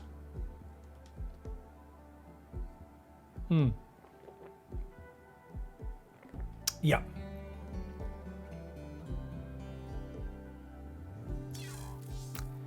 Teleporting the BC in after seeing the Cyclone? Well, a Cyclone doesn't spell the end of it, right? A Cyclone does not spell the end of the battlecruiser. We also, actually, we got to remember, we did do crazy damage with our Hellion Reaper, right? Because my opponent had this just really silly defense. Just completely open at the start, right? Oh, apparently they had a Cyclone? Oh, I guess this was after that trade, was it? Oh, this must have been after. I already did the damage, right? Yeah. I was way ahead on SCVs because of this. So, yeah. So anyways, I think they might have missed if we look at my opponent's camera, right? Oh, that BC comes in so late, doesn't it? It's like a 7-minute battlecruiser or something.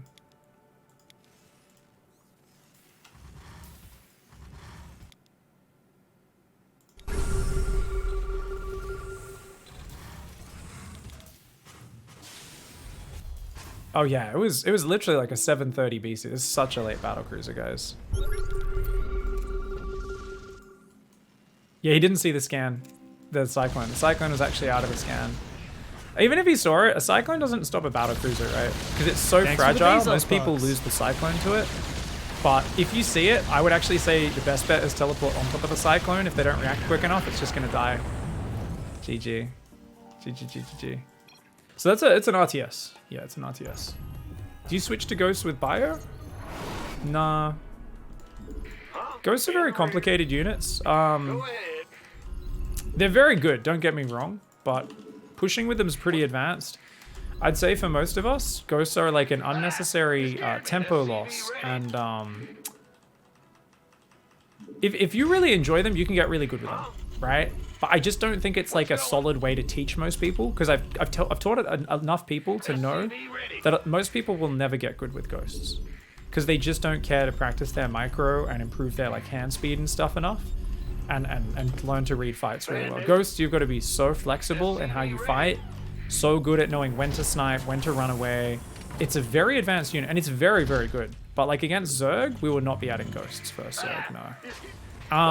Because I think you can actually get the job done more reliably for most players with tanks, liberators, bio, all that sort of stuff. Guys, we're playing TVT, so sorry, that guy should have been rallied to the second gas. Let's focus. So guys, we've got another TVT. Let's once again do this build order. 3 Reapers, 2 Hellions. We've taken the second gas, so let's send an SCV across to scout what's up and then go home. Let's take our 3rd camera location, 4th camera location. In TVT, we always expand in front of our base so that we're defending our base from doom drops. Okay? That's the whole goal. Defend the base from doom drops, my man. A Reaper and an Orbital on the way. Awesome. And remember, as we get close to 100 gas, we're going to pull 1 worker off each gas. 1 to build the factory and 1 to build our 2nd depot. Okay? So factory, there we go. And 2nd depot. And that guy is going to build the expansion. And the factory guy is going to go to the corner to build some other stuff. Now that's a 2 Reaper Hellion opening, guys. Command center Okay. Complete. So we've got to give our opponent a lot of respect here in this early game. And we've got to stay at home and just kind of defend, okay? Now, one thing you can do here is build the command center on the high ground to be completely safe first that. That's probably the best way to do it. Yeah, I think that's the safe thing. So, thing is, they're at home. It's not the most aggressive build, but it's a shorter map. There's going to be a point where he outnumbers me, right? So, If I just build my command center on the high ground, it's just very safe, very small adjustment if you scout a 2 Reaper opening from your opponent. Now, if you don't do that, you're still fine. It's not going to get you killed. And we're just going to keep building Reapers here. Yes, indeed. Nothing I can't. Oh, look at that. We killed a Reaper, so now we're fine. So our opponent overextended there. Big mistake. TV ready. So now that he's lost a Reaper, I actually feel totally confident to just like go out and do my normal Reaper Hellion attack. Let's do this. SCV ready. Alright, we're going to go down there. Oh, hello. So we're going to just attack with the SCVs. Holy lag spike, Batman. What the fuck? Oh my god, I just hit like 350 ping, maybe more. What? Alright, the Reaper Helion's going to A-move across the map. I don't know what's going on, but we've just hit lag central. Oh my lord. I don't know if that was my internet or what, but oh my god. That Reaper should have died. I told those SCVs to attack him well ahead of time. Complete. Anyways. Let's go for our attack here. We might be able to defend. Let's see. Fair enough. Feel the Reaper, man. I'm listening. Add-on. Oh, he's got Marauders. Interesting. Get from above. So we could try to Command bounce center him, upgrade but... complete. So he's gone Marauders. Interesting, guys. Let's go kill something. What's going on? Okay. Alright, we're going to swap these barracks around this time, guys. Big job. Channels clear. Feel the Reaper, man. I think I just got a phone call from Russia. Did that just say Russia on my phone? Get from above. I think that just said Russia. What the fuck? So because he's gone 2 barracks, his tech is very late, so we don't need to worry about the Cyclone in the main. SCV ready. Alright, so we can start Stim this time. Complete. Start building tanks and then Vikings. And I think we're going to make this change to the build in general, because remember my Stim was so late in that last game. Okay? Add-on So complete. keep building depots here. We've got 3 barracks up now. Normally we would go 3rd command center earlier. So sorry, it's meant to be 3 CC, then 2 barracks. TV ready. Just got a little distracted there. Let's build those Vikings. Tanks, Vikings, tanks, Vikings. Awesome. We're going to put 1 more depot here because we just like to have spotting depots on the edges to see drops and things coming our way, right? Ready to roll out. And you know what, guys? Let's keep these guys out on the map just as a little mobile squad. And we're going to put a Marine SCV on ready. each of the watchtowers. So we'll take this Marine, put him up there. You got Oh, he's coming for me. Ready to plunder.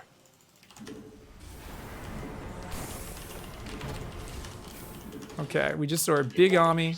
All right, guys, we need the double engineering bay, right? So we haven't got that yet. So let's finish our macro, shall we? Let's get into the fight. This better be. You ready for? SCV ready. And that means double gas after the E-bays. Obviously very low on that. Up, ready to go.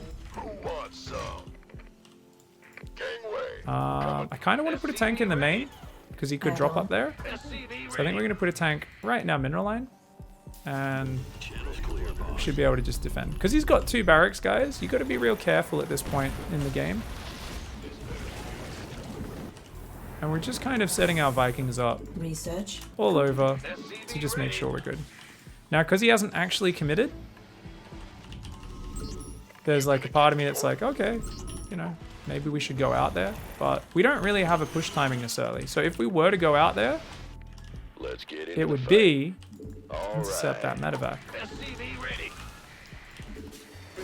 Bad news. What else? 2 more barracks. This fight or flight. Yeah, right. Command center upgrade. So we're medevac complete. flying over here. SCV Ready to plunder. Ah, okay, so we can see his army. Okay, so let's go down there, guys. You gonna go it. by the what?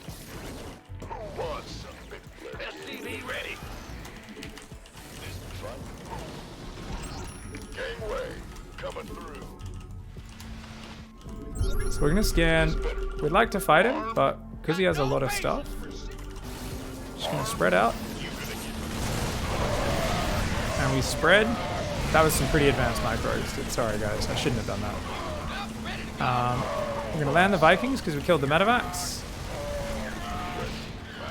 We kind of could tell we had a bigger army, but we didn't want to fight outside of siege where we just like spread an A move. So that was kind of a complicated situation there. But we do win the fight. After the fight, it's tempting to go across the map and win. Remember, that is the worst thing you can do in TVT. The best thing you always do, just reset some spotters on the map, put some Marines out, and then come back. So remember, what technique were we using? We're not using the dumping technique there. We're using stealing. So not stealing, but deselecting. We go A move, deselect one with shift, A move, deselect one, A move, deselect one, come back and remake our army group. So those 3 scouts just got split off without messing with our hotkeys. If you guys don't understand that, go check out my fundamentals video. It's linked in the start of the Bronze to GM, and it's always a good one. Now, we don't need concussive because we're playing versus bio. You can scan and see he's playing bio. He's also massing air right now, guys. Wow, that's really interesting.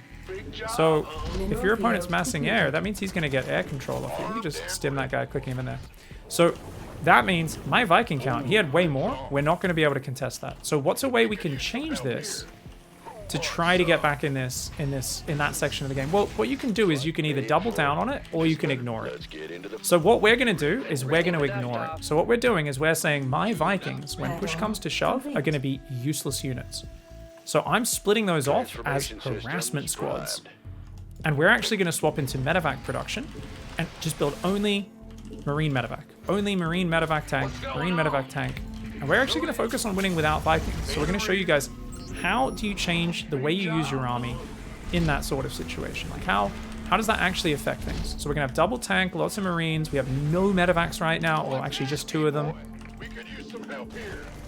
And you can see my opponent's kind of fighting for map control. So we're gonna send like a few Marines out there, a few Marines out there. Now, I don't want to land my Vikings, right? Why do I not want to send my Vikings in straight away? Because I saw he had a lot of Vikings. I saw he's sitting at home.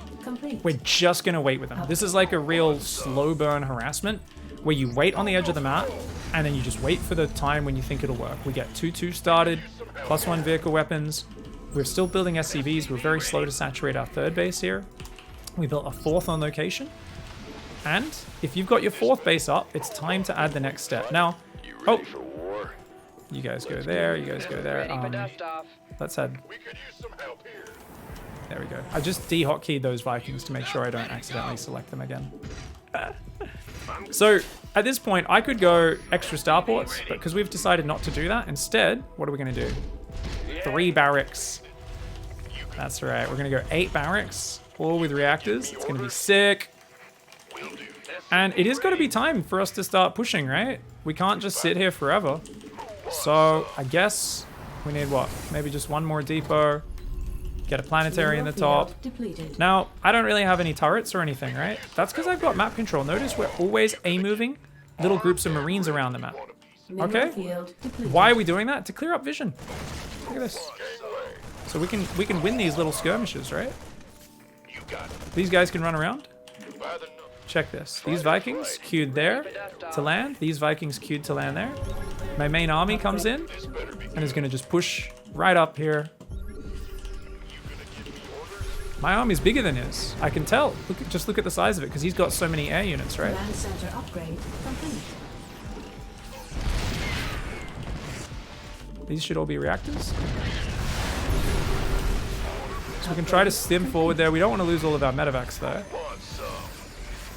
But look at this. The Vikings, I wasn't even looking at them. They've killed this whole mineral land.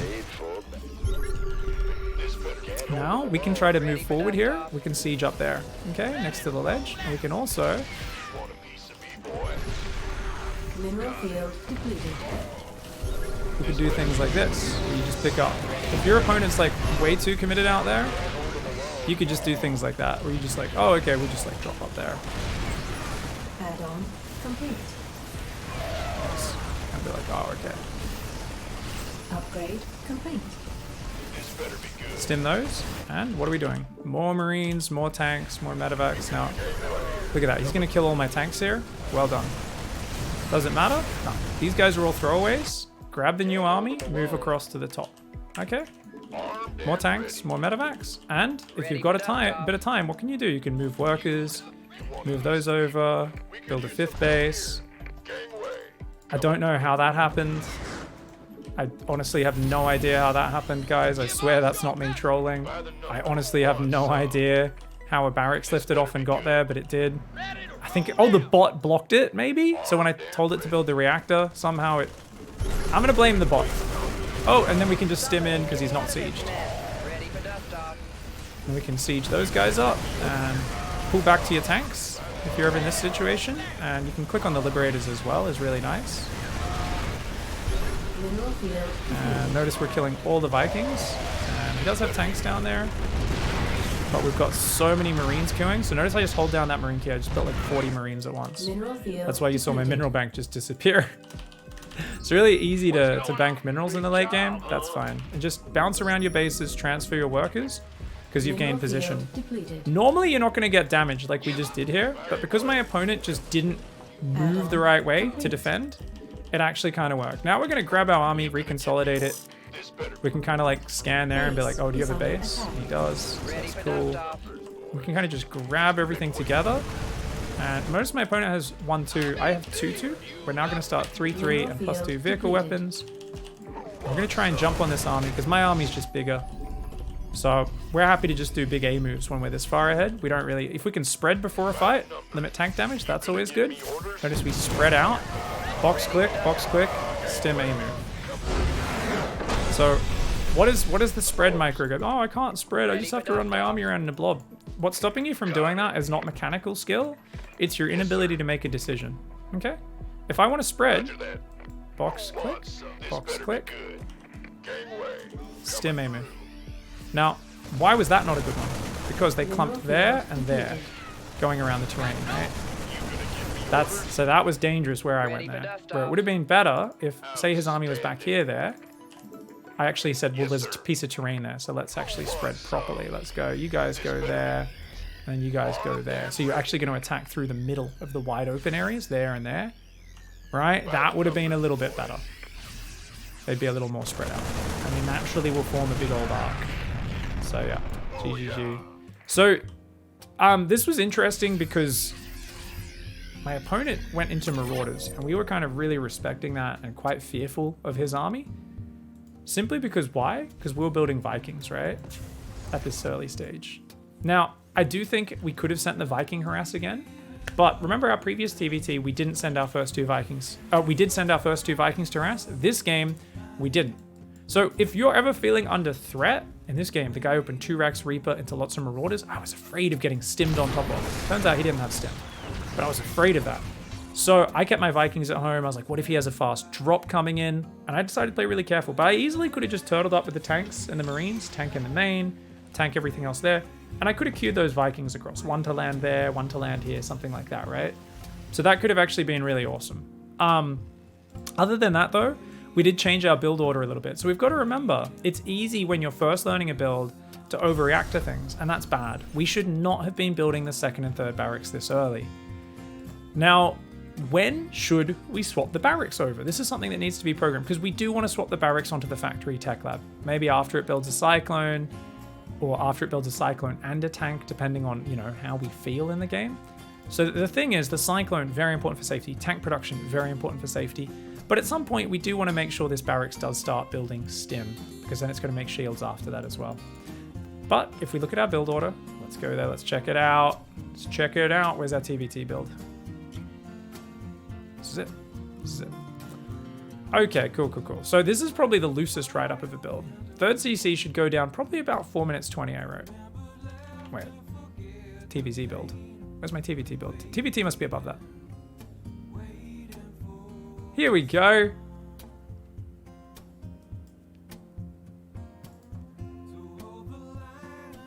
Okay, so...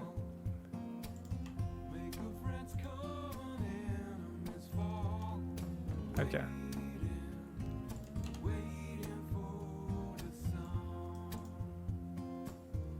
Third CC, 2nd and 3rd barracks, 2 E-base, 4th and 5th barracks. Okay, cool.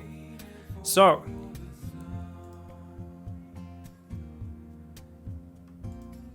what we can do is we can swap the add-ons around, or we can just build a tech lab with the barracks. I think keeps things simpler.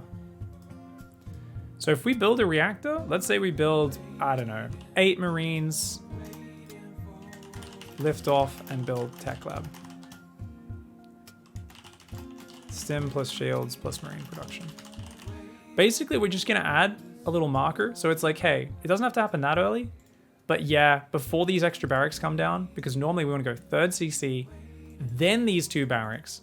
And if they have to build tech labs from scratch, it's just going to take forever to get the upgrades. And we'd rather do it all off 1 tech lab in TVT because we don't want to build marauders, just marines and tanks. Okay, guys? So that's going to be awesome. So normally it's 3rd CC, double barracks, double engineering bay, and then double gas. And you can see this is a pattern we do with a lot of our 111 build orders, right? It's 1 barracks, 1 factory, 1 starport. Then you get your 3rd CC. Then you get 2 extra barracks. Then you get 2 engineering bays. Then 2 gases. Then your 4th and 5th barracks. And then your armory. It's the same order pretty much with almost every single build order if you're doing a 3 command center transition off of it. So this is actually really nice because we've got that same thing kind of happening across all of our builds. Our TVP, we do get the barracks before the command centers. Why don't you get marauders in TVT? Don't they kill tanks quickly and tank damage for marines?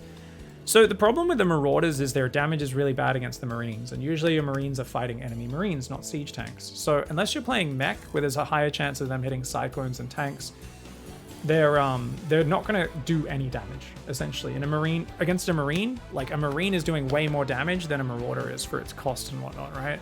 Because marauders don't get any bonus damage versus light. You've also got the fact that as much as marauders are a bit tankier, they take almost double the damage from enemy siege tank shots.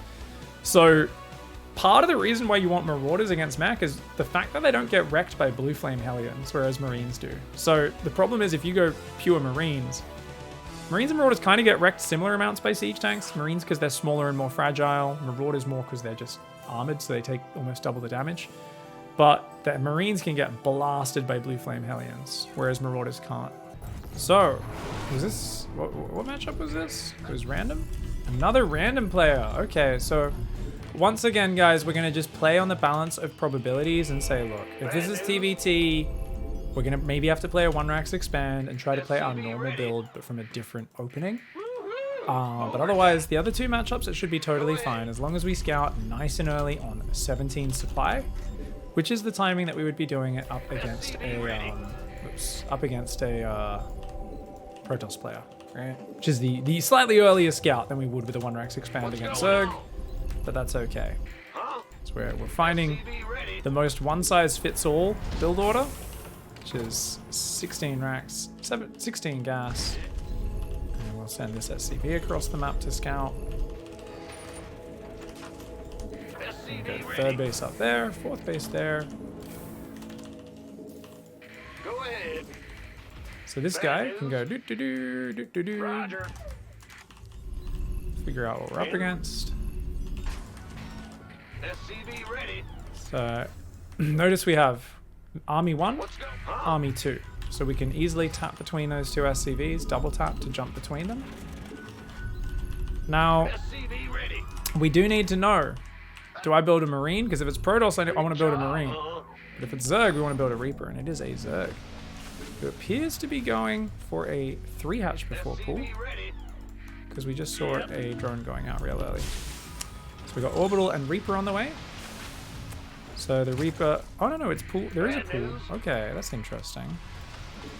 Go ahead. So the pool's already finished, guys. That tells us this is pool In the first. rear with the gear. And we're just gonna scout with that SCV What's just to going see on? what's going on. And remember, once the command center goes down, Huh? just focus on our build order, okay? Reaper stays at home. Why does the Reaper stay at home? Because there's Zerglings, right? There's Zerglings off that pool first that could come over and ruin our day.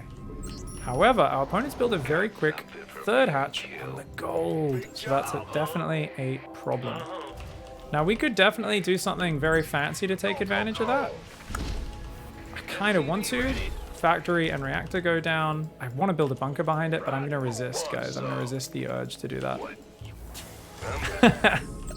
Factory, 2nd gas. Let's just do the most standard build. Let's not react to the gold base at all, okay? As much as I want to. By the number. And my Reaper's just hanging out front my base. I don't know if there's any Zerglings around. I mean, we'll have Hellions out soon enough. Just they're not ready just yet. Now remember, What's going Depot on? SCV builds factory. This is Gary. And then he's going to build a starport, and then he'll go build the depots. Put guys on gas straight away. SCV ready. And we built the orbital straight away. Let's send my Reaper over and just see what's coming out of the bases. We built the starport. SCV ready. Rally down there, and we start our Hellions. Okay. Death from above. Got Okay, so me to kill. see what's going on. That's all. So 2 queens there. Is there a Add-on queen over there? Complete. Command center upgrade complete. Oh yeah. There's no drones there, so that's Alright. okay. What's going on? Ready to raise some hell. Fair enough. Just gonna chill out here for now. And we can start another depot there, and then we get the Liberator, which we rally across. And remember, depot starts from either side of the ramp. Remember, we talked about that before. Who wants some? What? You want something? SCV ready to raise some hell. Okay, What's it worth? I'm going. try to kill this first drone. We can just run away. Okay. So we can just chill. Now, at the moment, we don't want to go too far away from the front, because then we won't see if my opponent moves out. So we need to see if my opponent moves out. So we build that there, and then we go that there, and that's a full wall off. Beautiful. All right, so we want to build the Viking. Liberation is So we're gonna go cue the Liberator in to go do. And our Hellions just chilling in between the base. Remember, we always dive with our first 4 Hellions, even if it's straight into lots of queens. And then these guys, we can just tell to go behind there and just hold position, okay? I'm in a heap of trouble. Now, we're gonna get 2 more barracks, Ready to 2 more E-bays, all hands to build a battle reactor. stations. Ready to raise And what do we do? Remember, Viking goes there, then above our pillar, and then just kind of clears around the bases, okay? Now, we can go reactor. Now that we've got the barracks and that, we go for that. And you are meant to actually send these 4 Hellions out to pair up with the Liberator. So we're just gonna send these guys, I'm gonna click them right into the natural and see what they can kill. We're gonna raise the wall because we have no units behind that, remember. There's a Viking Overlord there. Gangway. Coming. Alright, so what are we doing, guys? We're gonna try to look back at the Hellions to click them on the drones. Shift click them. So we go, and we're just shift clicking. That's all we're doing, okay? SCV ready. Now, all we're doing is macroing. Bad news. That SCV's stuck back there forever. It is what it is. Add-on. And we want to go Widow Mines. Lots and Command lots of center Marines. No upgrade such thing as complete. too much Marines here, guys. Okay. So, now that that's done, as soon as your command center is done, it gives you a boost in supply. But that's the last time you get that boost in supply, right? So what are we doing? We're rallying to our 3rd. And we're queuing up combat shields. And we're gonna basically just grab our whole army, all these guys. Get them all down there. Now we've got our 4th and 5th barracks. So remember, 4th and 5th barracks, then armory after those. Add-on. And just build lots and lots of Marines. Now, we saw roaches from my opponent, guys. So if he keeps building roaches, we actually don't want Widow Mines. So let's remember to swap that off. 2 more reactors. We could get a Tech Labs if we want, but we're not going to bother. With the gear. And let's build that 2nd factory. Why? Because 2nd factory plus 2 gases. So we remember, that's how we transition into siege tanks.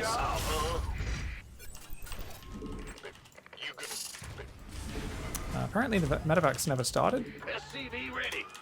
So anyway, let's put some Widow Mines out, shall we? We're going to put a Widow Mine there, Add-on complete. a Widow Mine up here, and we'll also go burrow a Widow Mine up over here. This Viking, we can just kind of queue around to just try and kill random stuff. And remember, the idea is you're never really looking at it. Add-on You're just letting it do complete. its thing. So we put guys on gas, keep queuing SCVs, What's going on? and then we go depots, and we go from there. So, So people are pointing out we could save the SCV with a medevac. You guys want me to do that? This is normally not worth your APM, guys. You've got better things to worry about. I'll do it because chat's Upgrade requested it, complete. because I have the APM. You do not. Talk to That SCV should be dead to you, man. You should leave that. That's not worth your APM normally. It's... all right. Anyways, we got the 2nd Tech Lab there. All right, it's time to push. So if you look at this base layout, here's a natural push path here, or this high ground, right? So we're gonna push over there, guys, and we're gonna grab all of these units. So this army's going to go across. Everything else You want a piece of me, boy? is just going to rally to that Add-on base, okay? Complete. Move it. And let's go down here as well. Will do. Go, go, go. Tell that guy to kill the changeling and attack the overseer. And he's got a 4th base as well. So anyway, let's put a No patience. thing there, siege tank there, and then we can Mineral field. tell those guys to go drop, potentially. Actually, let's not. There's 2 spines there, so let's not. So what are we doing, guys? We're building marines and tanks. What else are we doing? We're building Research marines and tanks. complete. After that, we're also going to build some marines and then some tanks. After that, some marines and some tanks. So anyways, let's grab these guys. You gonna get this better than you. Go time. You want a piece of me, boy? So we see he's on roaches. It looks like he doesn't have roach speed. Will do. We're just going to try to see if we can kind of pick off a few guys and then lure him into my tanks. But it looks like my opponent has got a lot more roaches coming down. So let's reinforce this position. Now, against roaches, I could play all my tanks at home and only drop. But if I'm going to send tanks to the front, we really need to make sure this whole thing is focused on the front. It's all about having enough army at the front, okay? Everything is there. Why? Because tanks are very slow and expensive to reproduce, okay? We're going to start a 4th on location. And we've almost got 2-2. This hatchery's almost dead. We're going to try and move these tanks forward. Ready for dust off. So notice we're just going to grab all the rest of these guys. Try to push them forward here. We're going to try and pull back just to get a bit of a bigger arc and to let him to come into the tank fire because the tank on the top wasn't shooting. And then we're just going to stim again. We've just got too many units there. Obviously, we did way too much damage early. So I'm going to try and... In my next one, I'm still getting a little bit carried away with the multitasking and doing things a bit too quickly. So I'm going to slow down a little bit more because I'm showing you guys at a bit too fast of a speed. So let's highlight a few points where maybe I did more than I needed to. Okay, so first things first, I didn't need to do that 2 Hellion dive, right? I could have just said, okay, Reaper's done its poking, go back, wait for 4 Hellions, and then go out all at once. Because if you're poking with 2 Hellions, then 4, and then 2, then it's easy to distract yourself and to make little mistakes. Now you could argue, well, yeah, I got supply blocked here. I didn't really get properly supply blocked because you can see my depots are getting close to finished and it doesn't actually cut into my SCV production, just my Hellion production slightly. It's not the end of the world, right? It's kind of fine. But this, when you're learning a build, this is the wrong way to learn. You guys, first of all, and I should be doing it as well because I'm relearning this build with you guys. We should be focusing on the build order, okay? We should make sure this command center gets down right on time on about 420, right? You should go, okay, command center, get the extra depot to finish the wall, get the 2 barracks down in a little bit, and it should have just been this 4 Hellion dive should have hit faster. See, because I hit with the previous Hellion dive, this one's actually a bit late. Now it works out, it does good damage, right? It kills a whole bunch of these rallying drones. We did some real good focus fire there. You guys will get better at that as you do it. Kept some of them alive as well. I think they killed some more drones there. I actually, so I did a cute little move there, guys. I queued them to move here, here, here. So I went right click, shift, shift, shift, shift H, or whatever your hold position hotkey is, right? For me, it's technically M. So I said, go stand there and hold position behind the minerals. And you can see they actually kill a drone, create a little bit of an annoying distraction there. Force him to move over. Now they do end up dying because I'm just not watching them at all, but just a cute little thing telling them to hold position there. So notice I didn't move the Liberator a single time. I didn't even look at the Liberator really. And these Hellions, I run them in and I just shift click the drones. But this is a pretty sloppy build, guys, because why? Why is it sloppy? Well, these barracks are getting down a bit late and my medevacs are getting down a bit late. So if we can focus on those details, what do you focus on when you're looking at improving a build like this? It's like, well, I'm staring at my harassment too much. Now, there's an argument behind it's kind of okay to do that because he's taken a gold base and you want to do more damage to disrupt him. But you know what's actually more important, guys? Your opponent is already going to struggle with your standard pressure. A lot of people, they see something special. He's taking a quick 3rd gold. I got to punish it. I got to punish it. I got to punish it. Your build is designed to punish it. We're doing a 4 Hellion dive into another 4 Hellion dive plus a Liberator. You think he's going to defend all 3 bases from that? There's no way. So why, and even I felt the pressure to punish it. I was like, got to adjust, got to punish it. I don't need to. Do your normal build, because your normal build is what you're going to execute well. If you start adjusting on the fly, guess what's going to happen? You're going to be supply blocked the whole time. You're going to forget half the steps. Your upgrades will never start. They'll sit here idle in the back for 30, 40 seconds. You know? So definitely let's clean up the build and just try to minimize downtime. So what do I mean by downtime? What's a thing we can look for in the replay? Okay, well, when my starport built the lib, how long till I queued the Viking? The Viking should have been queued before the Liberator finished. 0 downtime there. Awesome, that's great. What about when the starport finished though? So if the starport started the moment the factory finished, you slow it right down as that finishes and you go, okay, how long till the lib started? So 344, 345, almost perfect on the lib. Okay, that's cool. Okay, so the lib did start, the Viking started. Oh, so this was pretty tight. No, check. Check. Okay, the reactor actually went down pretty tight after the Viking as well. Oh, that's pretty sick. That's pretty good.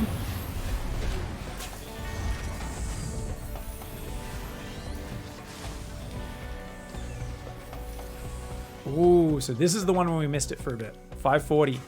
About 538, and it was about 10 seconds before we moved that over. Okay, cool. Still not the end of the world. Did we start medevac straight away? 635. 20 seconds. 25 seconds. 30 seconds. 30 seconds of the starport sitting on the reactor without building the medevacs. And guess what, guys? We've got stim. We've got a pack of Marines and Widowmines. We'd love to be over there. Even without combat shields, we'd love to be at least just clearing creep, right? At least just clearing creep and getting over there. Burning says APM question mark. Oh, it doesn't matter. Doesn't matter. It's obviously higher than what you guys are going to be doing. Like I said, I've got to slow down as I'm learning this and try to show you guys at a bit more of an adjustable pace. But, yeah, this worked out pretty well. Now, other thing, advanced tip I haven't really talked about, guys. Notice I built one extra depot after I started my command center. But then Gary got a break after that because we know the command center is going to give us extra supply. So Gary, if we're playing at not the fastest level, we might just keep him building depots all game. But I definitely don't need to do that. Why? Because I'm throwing Hellions and Liberators into the meat grinder. I'm expecting to lose all these units. That's going to free up a lot of supply. Plus, this gives me 15 supply. That's a lot, man. That's a lot. So once your command center finishes, I like to think of it as, oh, I've made the orbital, or I'm lifting the third down. And that kind of is the trigger that I've trained in my brain to go, oh, hey, guess what? You don't have any supply building right now. This usually lines up with, guess what? I'm building a shitload of Marines right now. So we're about to start really ramping up our production. We're about to start chewing through our supply. So we need to go from no depot builder to double depot builder. And this actually works really well because our command center just left a hole in our wall. So Gary and Bruce on duty, build 2 depots, and then tell them to move down here and start walling off the third base. GG's. Oh my god, guys, we've got Protoss. The first Protoss player in Diamond. Oh, right. Now, this is a build order. I do a different version of this build normally. So this is going to be really interesting to see how this pans out. Because it's going to take a little bit of practice for me to get the hang of it. We are going to be doing a couple of Hellions, a couple of Widowmines, and have a good time with it. Trying to run in Hellions while Marine dropping is going to be the goal. But if a lot of people are walling off really well, we might mix it up and do a Hellion drop instead. Just depending on kind of what the meta gives us.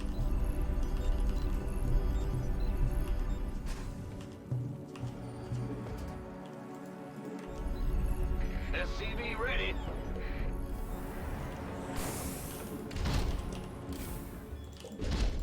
Thank you guys for offering the games. Look like Ladder has delivered. So we want to send this SCV across to Scout. So we're still doing our 17 SCV Scout, guys. We'll go up there, check both gases, check the natural, and then come home. We want to get this guy to mine from the inside. So shift, gather onto it. Grab these 2, put them on the gas. And then this guy can go down there. Beautiful. Second base, third base up the front, fourth base out the left, fifth base down there. What separates Diamond 1 from Masters? Skill and execution, guys, as well as knowledge, which kind of falls under part of the same category. So we're gonna go Marine Orbital. I'm kind of joking there, guys. It's just I get that question. Oh, I hit Diamond 1, then I went down. People are always asking for like one size fits all advice. The thing is, everyone's a different player, guys. So it really is different from player to player. I could give you some kind of real generic one size answer. Is that a 2-gate opening? Oh my. Oh my, guys. Command center upgrade complete. Hello. Okay. Our SCVs are under attack. So, I wonder if the bunker with this build is naturally fast enough. I think it is. I think it should be. So my opponent's on one base, so we're going to go hide this SCV in the corner of the map so we can scout later, guys. And let's send that SCV down right now. In the rear with the gear. Yeah, I'm gonna just build that bunker right now. And just swap the SCVs around to make sure we're fine. So because our opponent's doing a 2-gate build on one base, we're going to have to just be a little more cautious. We're still trying to follow the build as similarly as we can, but depending on what we scout, so we're going to send this SCV right back in. Depending on what we scout, we very well may need to swap this up. What's going on? Huh? So building Marines, we're building that. Let's get the starport. Sorry, starport's a few seconds late. Marine in the bunker. SCV ready. Okay. So how we change it up if our opponent hasn't expanded here is we'll build a tech lab. Okay, so we're just going to go in there for now. SCV ready. And we will indeed build that tech lab.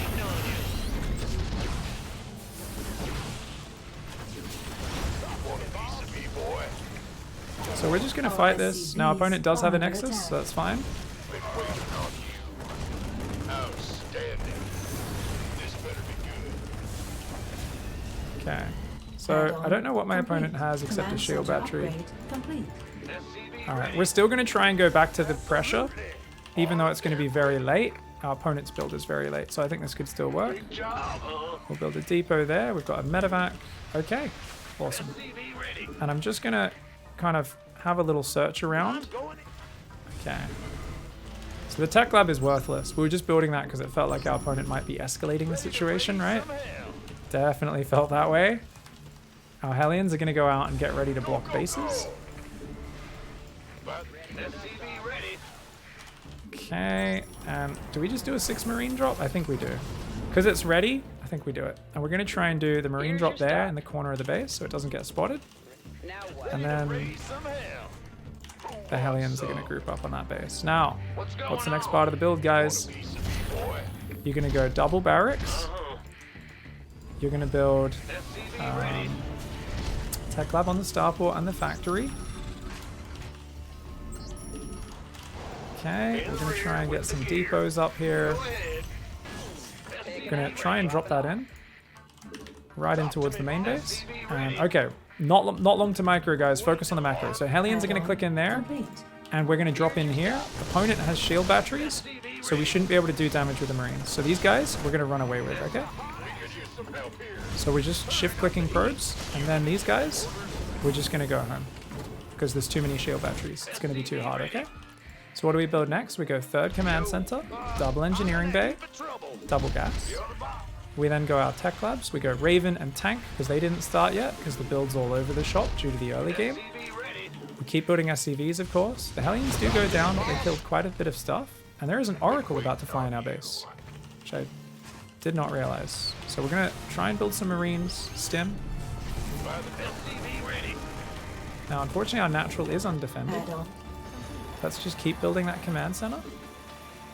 And what we're going to do is we're just going to go shift click back to the minerals. Nice. Life flight here. Okay, that was a bit try hard. I shouldn't have done that. I should have let that live. Sorry, guys. I'm just like, this player is such a cheeky bugger. I was like, I really want to kill that. Sorry. Sorry, cheating. That was way too try hard. I'm sorry, guys. Ready for service.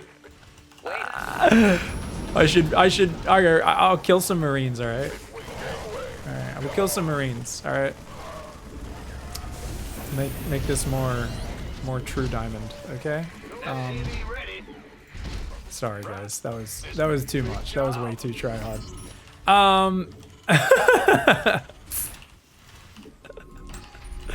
Oh, whoops, I accidentally just changed the rally point now.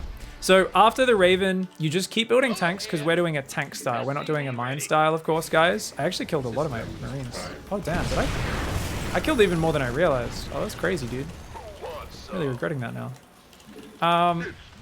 So we're just building 5 barracks now, right? And then we're just going to keep building tanks all game, adding medevacs once the reactor's in. Now, our third CC's done. Upgrade complete. It's depot time, lads. Depot time. So, at this point, you want to get some vision. So I'm sending a Marine, dumping it around the right, and a Marine dumping it around the left. We're not going to get those scouts out, apparently, though, Research. because of this. Okay, so let's just grab these guys. Add on. Now, I'm just going to tell my Raven to follow them.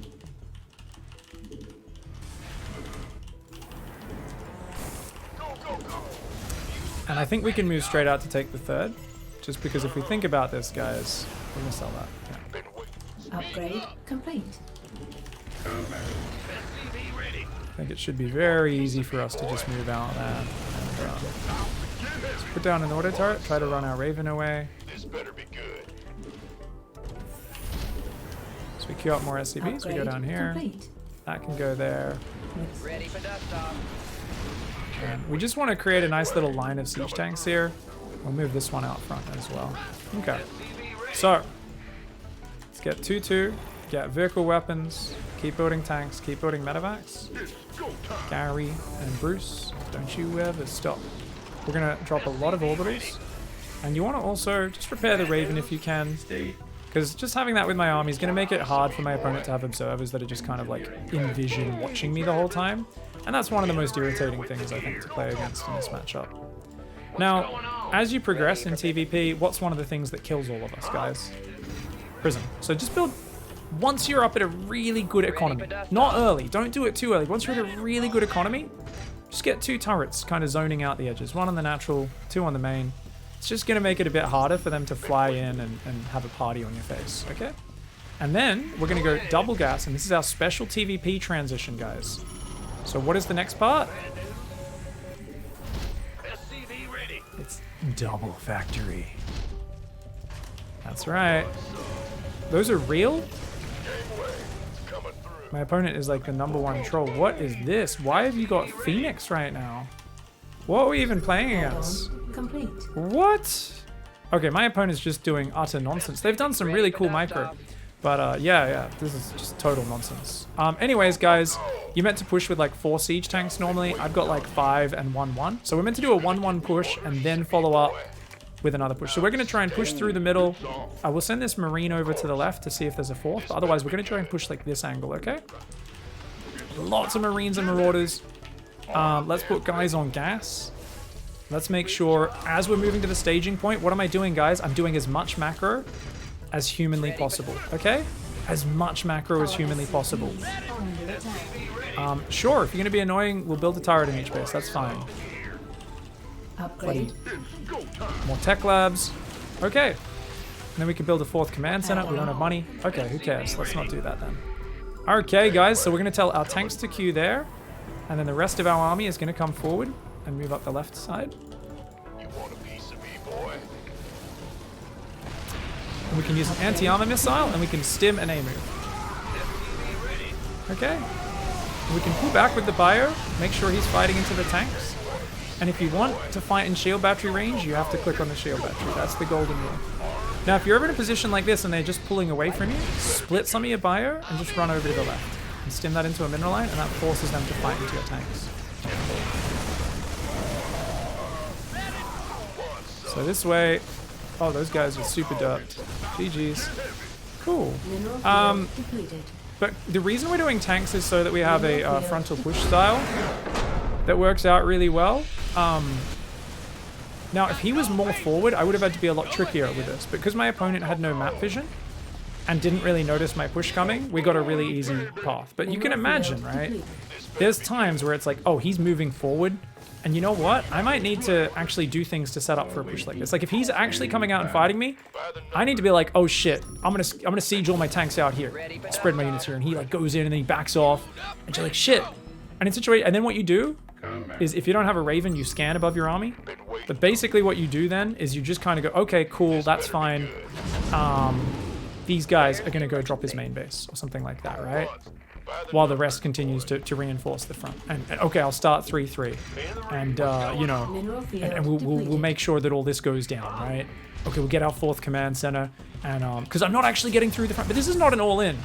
And you know, and then basically you can kind of go, okay, cool. And when this hits, this is what we call a distraction squad. Okay. Was the Raven following a medevac or a Marine mortar? I was usually clicking it on a siege tank, but it doesn't really matter. Just a unit generally. I just kind of click it on a tank usually, but whatever works for you guys. I do have it on a different control group as well, so I could select it into that anti-armor missile. Technically, interference matrix would have been awesome, but we're just keeping it simple there.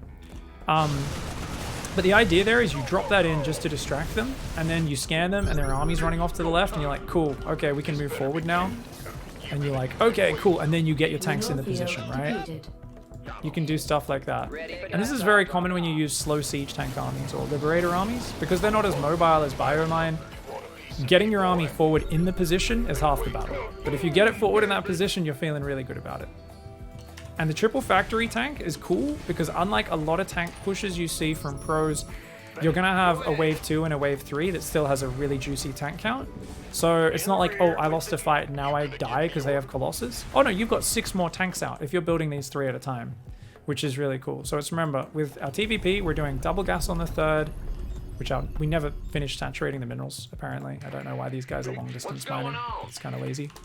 But double gas plus 2nd and 3rd factory. So you do both at once, and that's going to help you out. So like I said, we had an easy push path. We were scanning him. His army didn't seem to be reacting at all. We were able to just move right up and siege on his face. What's that?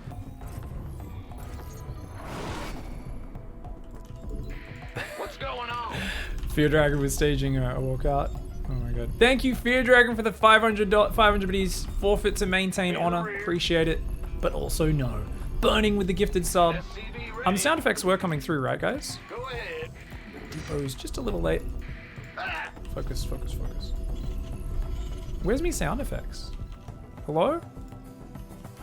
Streamlabs, wake up, bro. SCV ready. Bob! Bob, press the button. Bob! What are you doing, Bob? Barbara!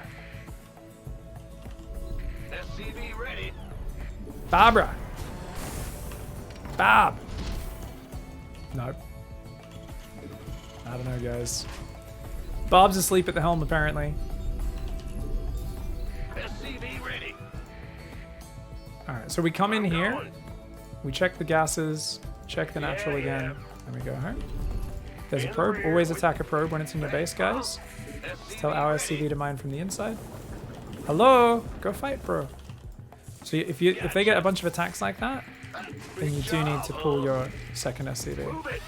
But you don't want to pull off if you can avoid it, because that means you like always lose mining time when you pull off, right? Thanks for the Bezos bucks. What's going on? And remember, guys, we're not building a Marine. We go a Reaper. We go Marine Orbital. In the rear with the gear. And we see, do we see double gas? So only 1 gas. So it looks like a standard build, guys. Looks can be deceiving though. We'll bring the Marine down to defend. You see a Nexus up at a pretty standard timing. This all looks super normal. Awesome. Okay. So we just center the camera location. We bring this guy home. We build an SCV, drop a mule. Remember, barracks pauses production, guys. Oh, there's a probe coming. Okay, we can use this SCV returning from scouting, by the way, to build the bunker. Let's just make sure we get the depot up.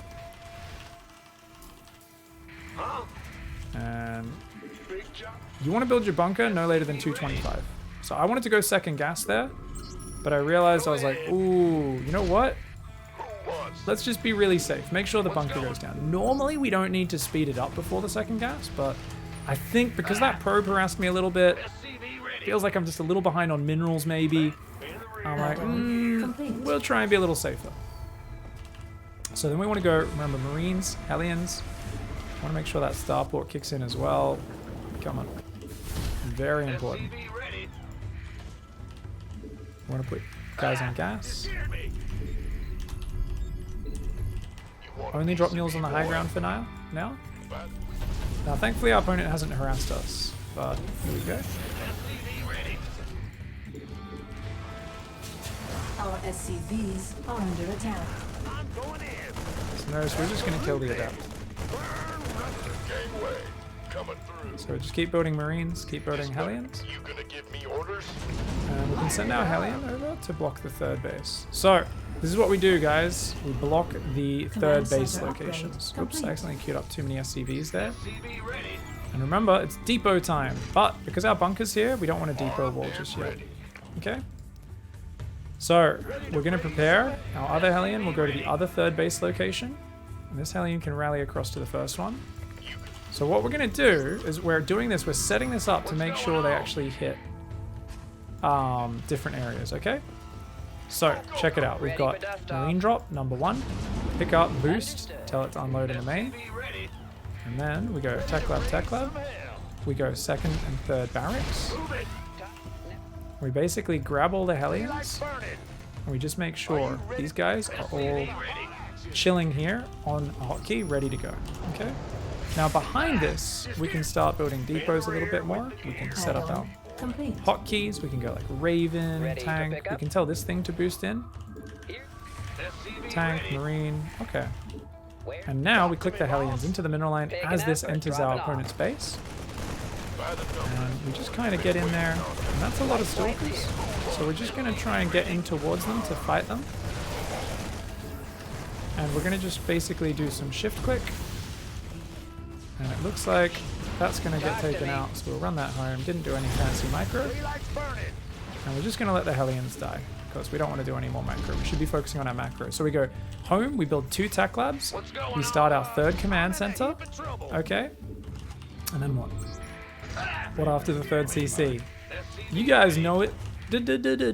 Double engineering bay, then the double gases. up, ready. Add-on Same every complete. game, same every game. Every game, it's the same. SCV ready. So guys, we're gonna put this tank down here, and we're gonna put all the other guys up here. So the tank's covering the natural. From what we saw was an early disruptor drop that our opponent's going for, right? Ready. Let's get these 2 gases. In the rear with the gear. Okay. Now we don't need any depots. Why? Because this command center is going to line up with us getting out of our supply block. So he's going to do a nice little drippy drop. We can drop an auto turret to try to get some damage. It's okay. We can just change the rally point to fix that up. SCV ready. And we're just continuing to rebuild here. And we can also put a tank up in our main as well. So right in the mineral line will kind of cover most of what's going on. SCV ready. So as long as you've got tanks in your mineral lines, it's going to be hard for those disruptors to do too much. Big job. Just going to keep grabbing the idle workers. We're going to start more depots now, just to keep the production going, to make sure we don't forget. Keep building SCVs, keep building Marines, and we need to start stim and shields. Now we forgot stim and shields because we've been a bit busy with this disruptor. And like I said, we're not panicking when the disruptor comes in. We're just letting it land, not panicking, letting it land. Doesn't matter. It's annoying, don't get me wrong. I'm annoyed by it as well, guys. We can send the Raven forward just to make sure there's no observers. So that Raven's just going to patrol the whole front area, kind of looking for observers, just in case he's got vision up, you know?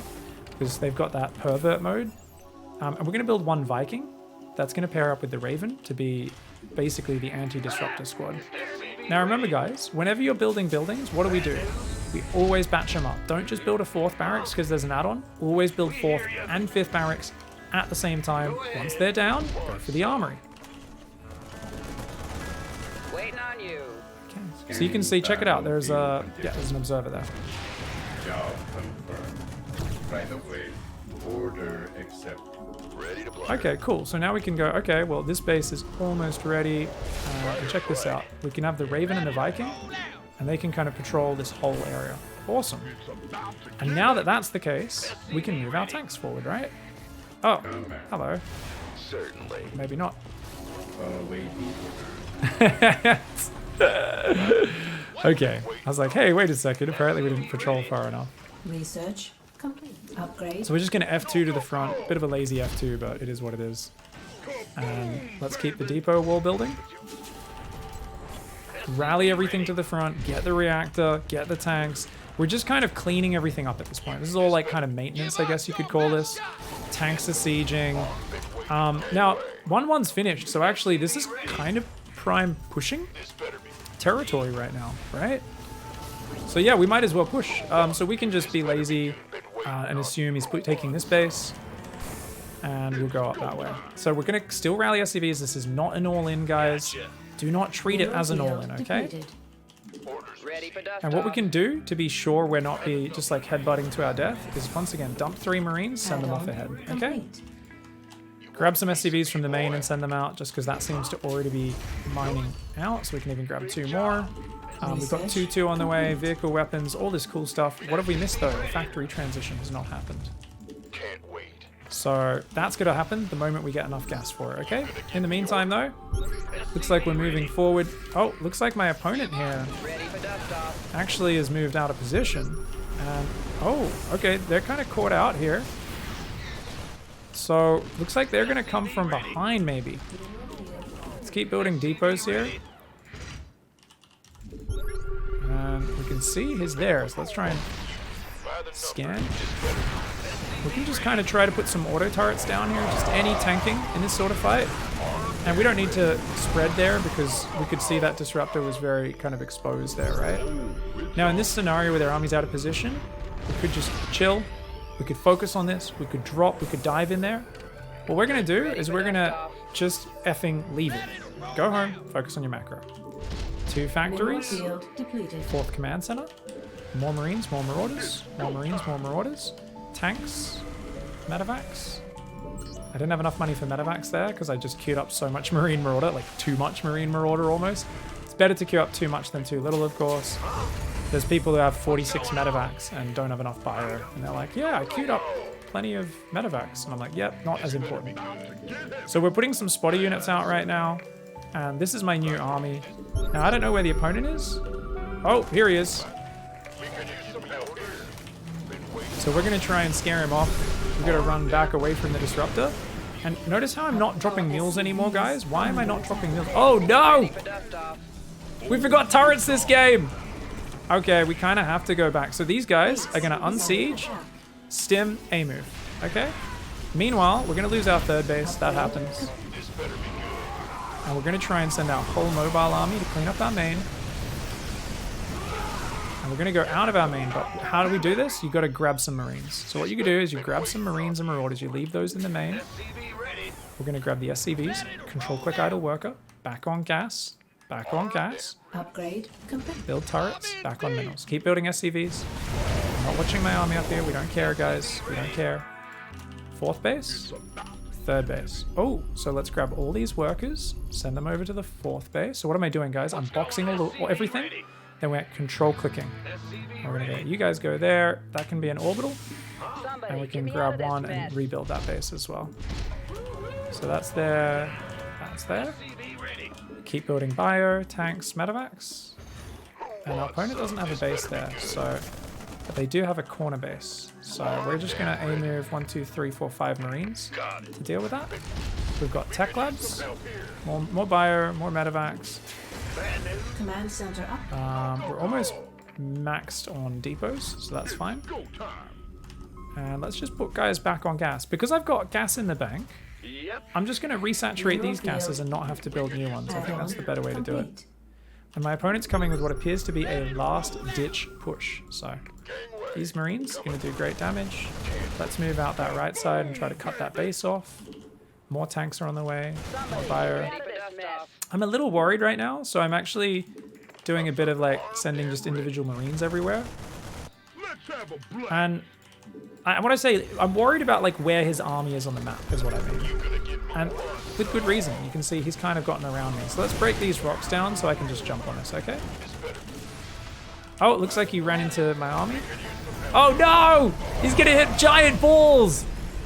How dare you, Kakashi! Kakashi got some big balls on me. But in the end, the Disruptor drop.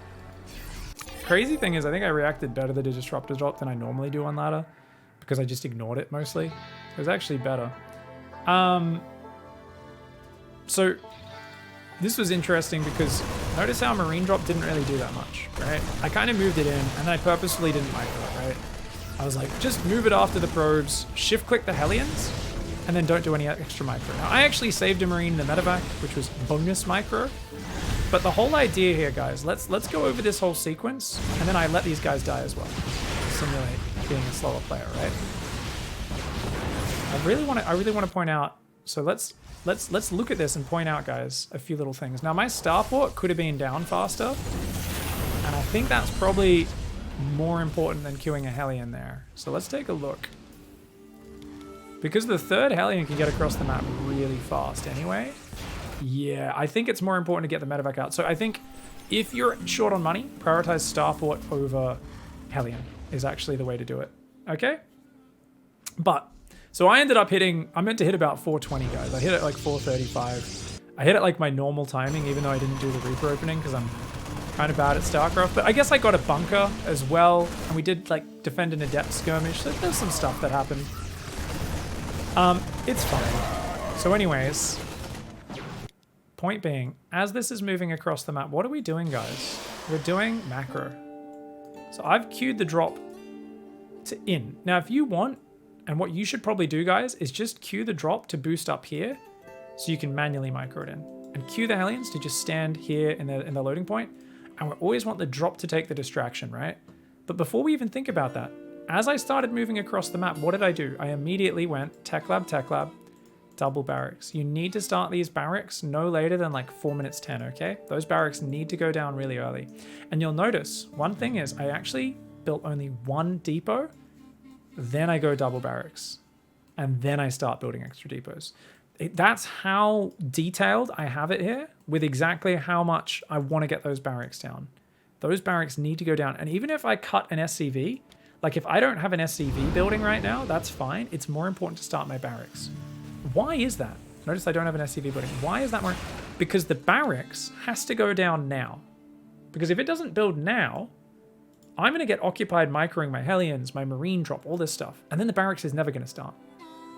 And that means if I'm bouncing home from this aggression and then starting my barracks, the tech labs are never down. My production's never getting up.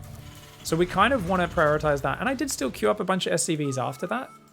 But for me, I was like, I want to get my barracks started as that's moving across the map. I'll even pause SCVs if I have to. That's a very high level adjustment. You might find you keep 2 SCVs queued at a time all the time because that just works with you guys.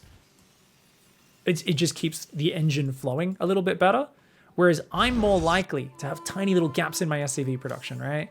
To miss a second here or there, to hit the other thing right on time.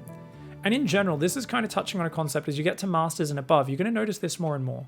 When you're choosing to all in, you're always happy to cut a little bit of SCV production here or there to get out faster upgrade, more units, more production, right? Because you're going all in. Being half an SCV or 2 SCVs behind isn't going to matter in a 7-minute game, right? Having a few extra Marines could matter, right? Whereas if you're macroing and playing for a long game, missing those SCVs, you're going to feel that more and more because you're planning to play for the long game.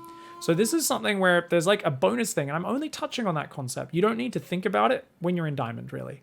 But as you get to the top of Diamond, Masters, beyond, it is something that might be worth considering and kind of adding in, where there is actually the same build order at face value can actually lead to a little bit of a different attack. It can be a 30-second faster attack with the same set of units, or the same timing but with 10 Thanks more for the Marines. Bezos bucks. You cut a bit of SCVs. Or your attack could be more of like a pressure, but you've got an extra 6 SCVs behind it. And this is subtle, but it does kind of flow through. Thank you very much for the 613 sub. Anyway, long story short, right now, what we're doing is we're setting up for this pressure. The Hellions are at the staging point, the Medevac's at the staging point. We do all our macro. We queue up more SCVs, we queue a tank, we queue a Raven. Now, obviously, the tank we didn't have supply for. Thanks for the Bezos As soon as the depot finishes, though, it will start.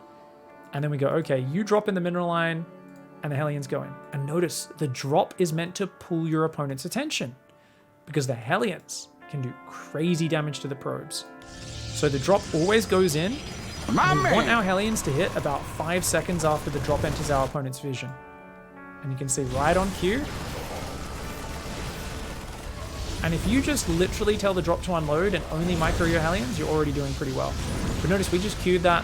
No more micro from then. I did bring the medevac home, but we could have left that to die. That would be fine. And this did massive, crazy damage to our opponent. Because our opponent just didn't have many gateway units. They didn't have a lot of defense. They were rushing for a disruptor drop. But it's basically game over at this point, guys, because they're at 27 workers versus 35. They are completely screwed. So we're just going to be way ahead. Zuspo, thank you for the Prime Gaming. FreeBSD as well. Guys, thank you for the subs. What's up? Second and third barracks, third CC, double engineering bay, double gas. And you want to keep that SCV production up the whole time. If you can squeeze some Marines out, that's good.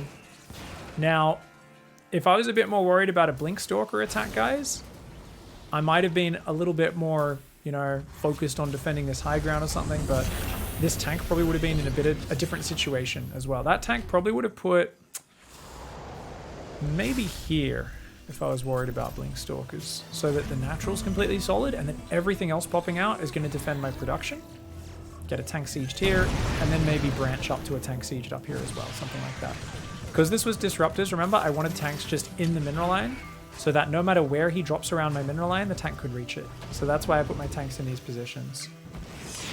So Stim and Shields seems to be a little bit late. Yeah, so Stim and Shields, definitely, you've got a lot of different things happening at once, and we don't really have enough gas for it. So I think there is an argument here behind getting the engineering bays later, because we actually started 1-1 before Stim and Shields, which is pretty bad. Because we're going Raven, you're not going to have enough for Stim straight away. That's totally fine. Stim and Shields should probably take priority over 1-1. Obviously, 1-1's better in the long term. Stim and Shields is better in the immediate term. It's kind of up to how you're focusing. Because we're continuing tank production, I don't think it really matters too much which way we do this. I would say, though, if you guys don't like building a Raven, you find it doesn't do anything for you, who cares? Just chill.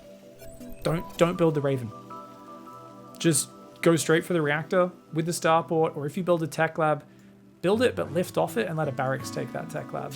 So the Raven eats 200 gas. Now we're showing you a Raven version because that's going to help us versus like random DTs, not the fastest DTs.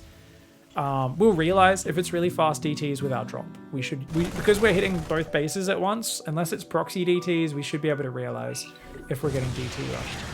But the Raven does chew up a lot of gas for sure, and that does make it hard to afford everything at once. I think I'm going to stick with this order, even though the gases are a bit late, guys, because it just makes sure we're very mineral focused. We're getting the CC, the eBays, like all the minerals down, and then focusing on the gas a little later. And you guys can prioritize that. Just make sure you do it in the same order every game. Because we're not going to really attack until we have Stim, Shields, and 1-1 and 4 siege tanks.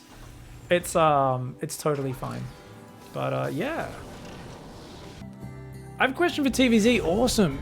I'm in Diamond 3. I like to play 1-1-1, fast command center, tank push with 1-1 about 7:30, and then I do non-stop aggression, trying to kill the 4th, moving around, going to the other 4th location, killing creep and such. My problem is I don't know how to gauge the Zerg transition so that I preemptively soft counter it. Any tips after pre-bake? Obviously, I'm back, Balgorn. We're back from the P-break, and we're playing a random player, so we'll see if this is a TVZ. I don't really think you need to anticipate what they're doing so much as just focus on doing more with your army. So you can sometimes waste a lot of time running around killing those 4th bases when you could just push through the middle and kill them. Or what I find better, because it's hard to know when to push through the middle, is splitting off some drops into mineral lines or some liberators. Some people really, hey, I've already got like 6 or 8 liberated medevacs. I don't need any more than this. Why would I need any more than this? And you know what they do? They just start pumping liberators out and just constantly queuing liberators up. So the thing is, like, the more the Zerg avoids fighting you, the more you want to punish them by harassing them, because they've kind of given up map vision, right? Map control, if they're just like giving up bases and running away. So I think that might be a good way of doing it. And in general, just try to have a solid next step to the plan. So, I mean, maybe you like to always do a certain thing that is pretty solid. Like, oh, 8 racks factory starport kind of does pretty well versus everything, right? Marine, Marauder, mine, or Thought or tank instead of mine. That's the only really thing that changes, right? So let's put the guy on the inside. That's a really good question. So please ask follow-up question stuff after this, guys, and we'll see what happens. Yeah. Could 3 racks factory work as a 3 factory tank work as a follow-up to a 3 racks? It's not as natural a transition. I do think you could do it though. I do think you could do it. All right, guys. So we're doing our TVP build again. Fantastic. I'm really happy. And look, our opponent's going to Cybercore. This looks like a really normal build, and that's really good. So we've already seen an Nexus. We even see a second gas. Our Beautiful. SCVs are under attack. Okay.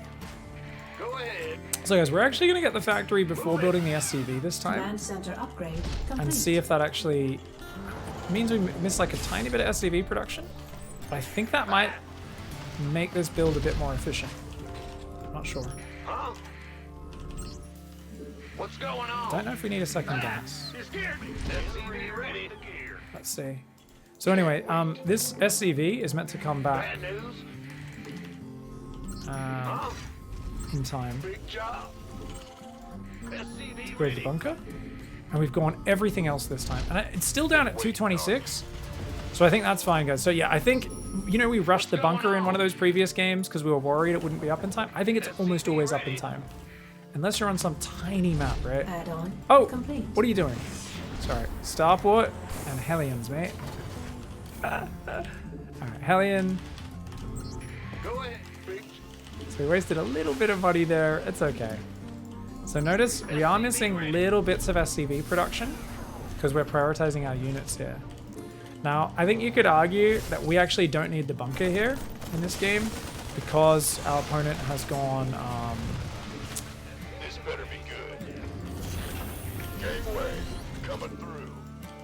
Oh yeah.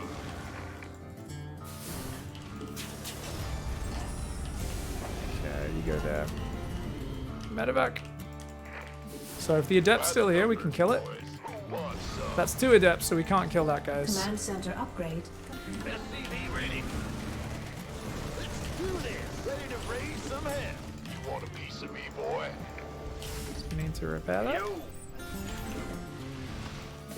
So he should run home now, because he should be afraid, right? Ah. This better be. Go, go, go! So guys, we need to make sure we get the extra barracks soon. SCV ready.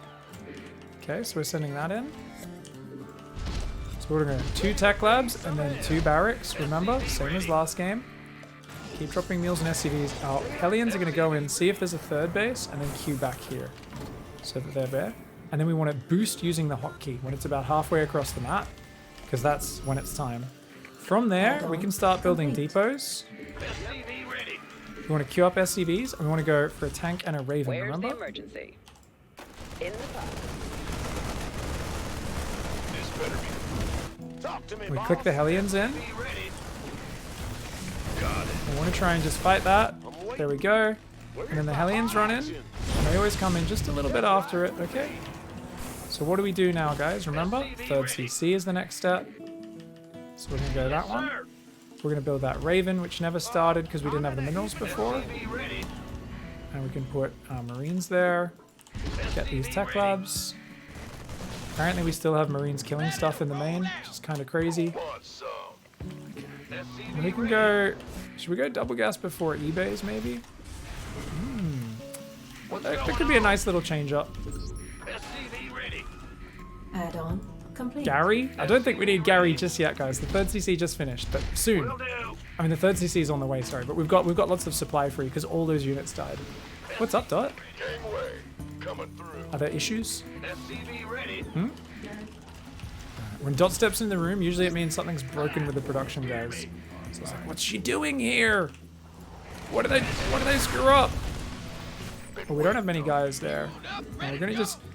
We don't know if there's a... You always assume there's like a big enemy stalker counterattack coming, okay, guys? That's always what you assume, okay? Now notice, because we started stim and shields, okay, and 1-1, we actually can't afford tanks right now, so I'm only building Marines. Scanning battle Oh, hello? condition. Hello? Want a piece of me, boy? Click it. Kill. Oh, no. Coming through. Okay. Combat. Who wants some? So we're going to build 2 more barracks, one there and one over here. Remember, you always batch them up. Now, because I selected too many SCVs, I'm going to select them manually and queuing them back because I didn't want to queue the whole mineral line to waste so much mining time. Armed and ready. And we can also just tell someone to repair that Raven. State your Go, go, go! Now, do we keep building depots? Complete. Yes, we do, but we want to just build them probably in the back for now. You want a piece of me, boy? Okay. So, we're just turtling up after our early damage, guys. Alright, we did some good damage. Now we're just turtling on up. Research complete. Just waiting for that Raven to get to full hit points. And awesome. Want some? Will do. Lots of depots. And let's float down. So what are we going to do, guys? Tanks on the high ground. And then tanks on the low ground. We're building Research medevacs, complete. fire. And we can Ready for keep one dust tank on the high ground. Maybe two. It's all me. Let's bring them all down. Stay. And we don't really know what's going on. You want a piece of me, boy? We just know we want to drop mules. We want to get all our Research shit going. complete. We've got our armory, so we're gonna macro and just macroing up, right? Well, butter, this better be good. Now, how many tanks do we have, guys? Looks like we've got enough. We've got 4 tanks, SCV ready. and we've got only 1 medevac, which is not the greatest, but that'll do. Okay, guys, so we're gonna push down the right side. Oh, wait. SCV ready. Lots of bio building behind this. Lots of stuff coming in. Gonna add more depots in the back behind it. Let's have a blast. And when we get the gas or the money, we'll drop the factory transition. So let's do the factory transition before we fight. Remember, same way we want to get those barracks before we do the harassment earlier, we always want to try and get our buildings ready. And then we scan ahead and we go, okay, what are we going into? Opponent doesn't seem to know I'm here. So that's Ready for awesome. dust off. And that means we get a really nice siege up location. By the number. We're just going to send some of the bio into the mineral line to try and... So we're just going to put auto turrets down, stim the bio, stim the bio. Usually you would pull all your bio back to protect the tanks, and I should have dropped another scan to see what his army was doing, so that I wasn't as surprised by where he came from, right? No reason to hold off on that. Just pull back from the overcharge, no reason to fight into it as a general rule, guys. Let's move our tanks forward, so we grab those, shift click. Coming through. Oh, that Nexus never died, okay. Oh, and he saved all of his probes actually as well, I didn't realize that. So we're gonna move those guys there, those guys there. Now notice we just saw High Templar, but they don't actually have energy. State your request. Notice we're just gonna try and pull our bio back whenever there's a fight. Put our guys on gas. Mineral field depleted. And just leave everything there actually. That's already done enough damage, Mineral right? field depleted. You want a piece of me, We boy? get 2-2. We get all this. We've got 3 factories, and then we can have another giant army coming across the map to push the other side. Mineral field depleted. Engineering at your And this disposal. army is so weak, oh my god. Ready for service. So I think there's a real State argument your behind just request. leaving, right? Scanning. Grouping everything up and then going again. So let's grab those healthy guys, get them in front. Mineral field depleted. And we've got so much stuff that we can just aim over here. State your request. SCV ready. And notice we haven't really been looking at home, right? We had one little burst of APM at home. Oh, he doesn't have a natural. Third base, okay. SCV ready. We could take a fourth during this if we want. Oh. Ready to go. We knew he had High Templar from before, so we should have been a bit more careful, guys. That's why you don't macro and attack at the same time. That's what idiots do. Are we Maru? Are we Clem? No. We'd want to fight. All we needed to do was siege, spread our shit out, and it's contained him. Is that good? Yes. Do we aim to contain? No. It's just a holding pattern for now. It's just, if he wants to fight that, it's going to be inefficient. What can we do? We can add 3 more barracks with tech labs just to up our bio production. Okay, cool. Okay, we've got our units. Okay, we've got another army. Okay, our units have healed up. Oh, beautiful. Now, how do we move our army forward? The same way we always do, guys. We just box little sections and we move them forward. We box little sections and we move them forward, okay? We keep a medevac out front to spot. And we just keep on coming on in there. Mineral field Try and drop some auto turrets. He has to attack into me. My units are already spread, so even with an attack move and them clumping up, it's off the back of us just being pre-spread. So the units, even if they didn't stim there, would probably do better than if we just micro them in a ball, right? But preferably just stim, don't even A move, would have been even better when he attacked into me. GG's.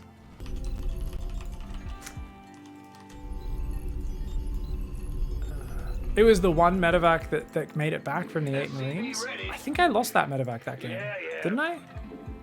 Or did I actually get that medevac home? Maybe I did. I thought I purposely just left it in there and let it die that time. SCV ready. Kind of letting us get in the mindset more of like one directional pressure. Are we going to be seeing Terran Bronze GM on your YouTube? It's already up, my friend. People have been linking, thankfully. Dot already linked it to you, like the legend she is. What are you doing, Dot? Bandit. What's going on? Roger. SCV ready. Okay. Huh?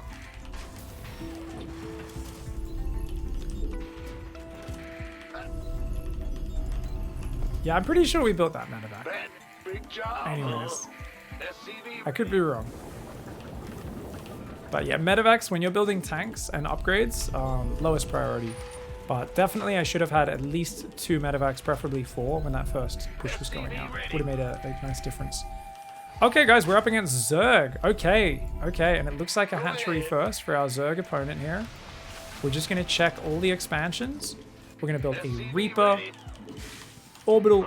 So we're going to do Reaper, Heli, and Lib, guys. Real standard opening, no gas for my opponent. Interesting. So I'm actually just going to queue my SCV back and forth a few times just to see, is there a quick third base? Doesn't really change anything I'm doing. I just want to be aware of kind of what my opponent's doing. What's going on? So could just be dropping his gas a little bit later, but it's all fine. command center Okay, upgrade so- complete.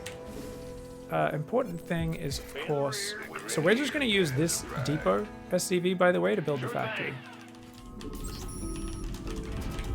SCV ready. So this is a map where the Reaper Harass can be really powerful because it's such a short rush distance. Yep. So build the factory there, as long as that starts about the same time. SCV ready. Okay. Yeah. So we Reaper Harass, so we won the game. My opponent forgot to start the Queen on their natural and had no Zerglings as well. How did they have a Queen in their main?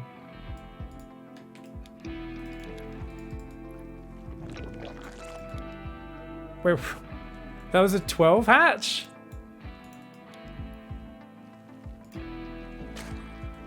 It was a 12 hatch!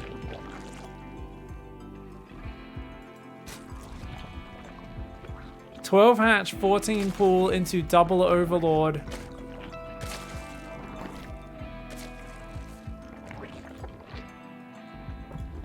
What? Guys, I already have double gas before double eBay in the build. Holy, did I already change that and forgot? Thanks for the Bezos box. I'm not sure. I don't know, but apparently I already changed the TVP build order, or it was already like that and I was just doing it in the wrong order. Who knows? We're going to have a proper Terran vs. Zerg now, and this might just get us there, guys. 3k MMR in EU. You're not actually in silver. It's just the ranks are sometimes bugged out for some people, Jimboy. If you play enough games, it'll fix itself. MMR is what matters. 3k MMR on EU should put you in Platinum 2, I think. Not sure on the exact league boundary, something like that. Scarlet says 3,400 is Diamond. That's right. Diamond is a huge league. Diamond goes 3,300 to 4,300. It's a 1,000 MMR league. Whereas like Gold and Plat and everything are way, way smaller. Scarlet's dropping by to get some tips. For those who don't know, Scarlet had some pretty incredible games this season in the season finals.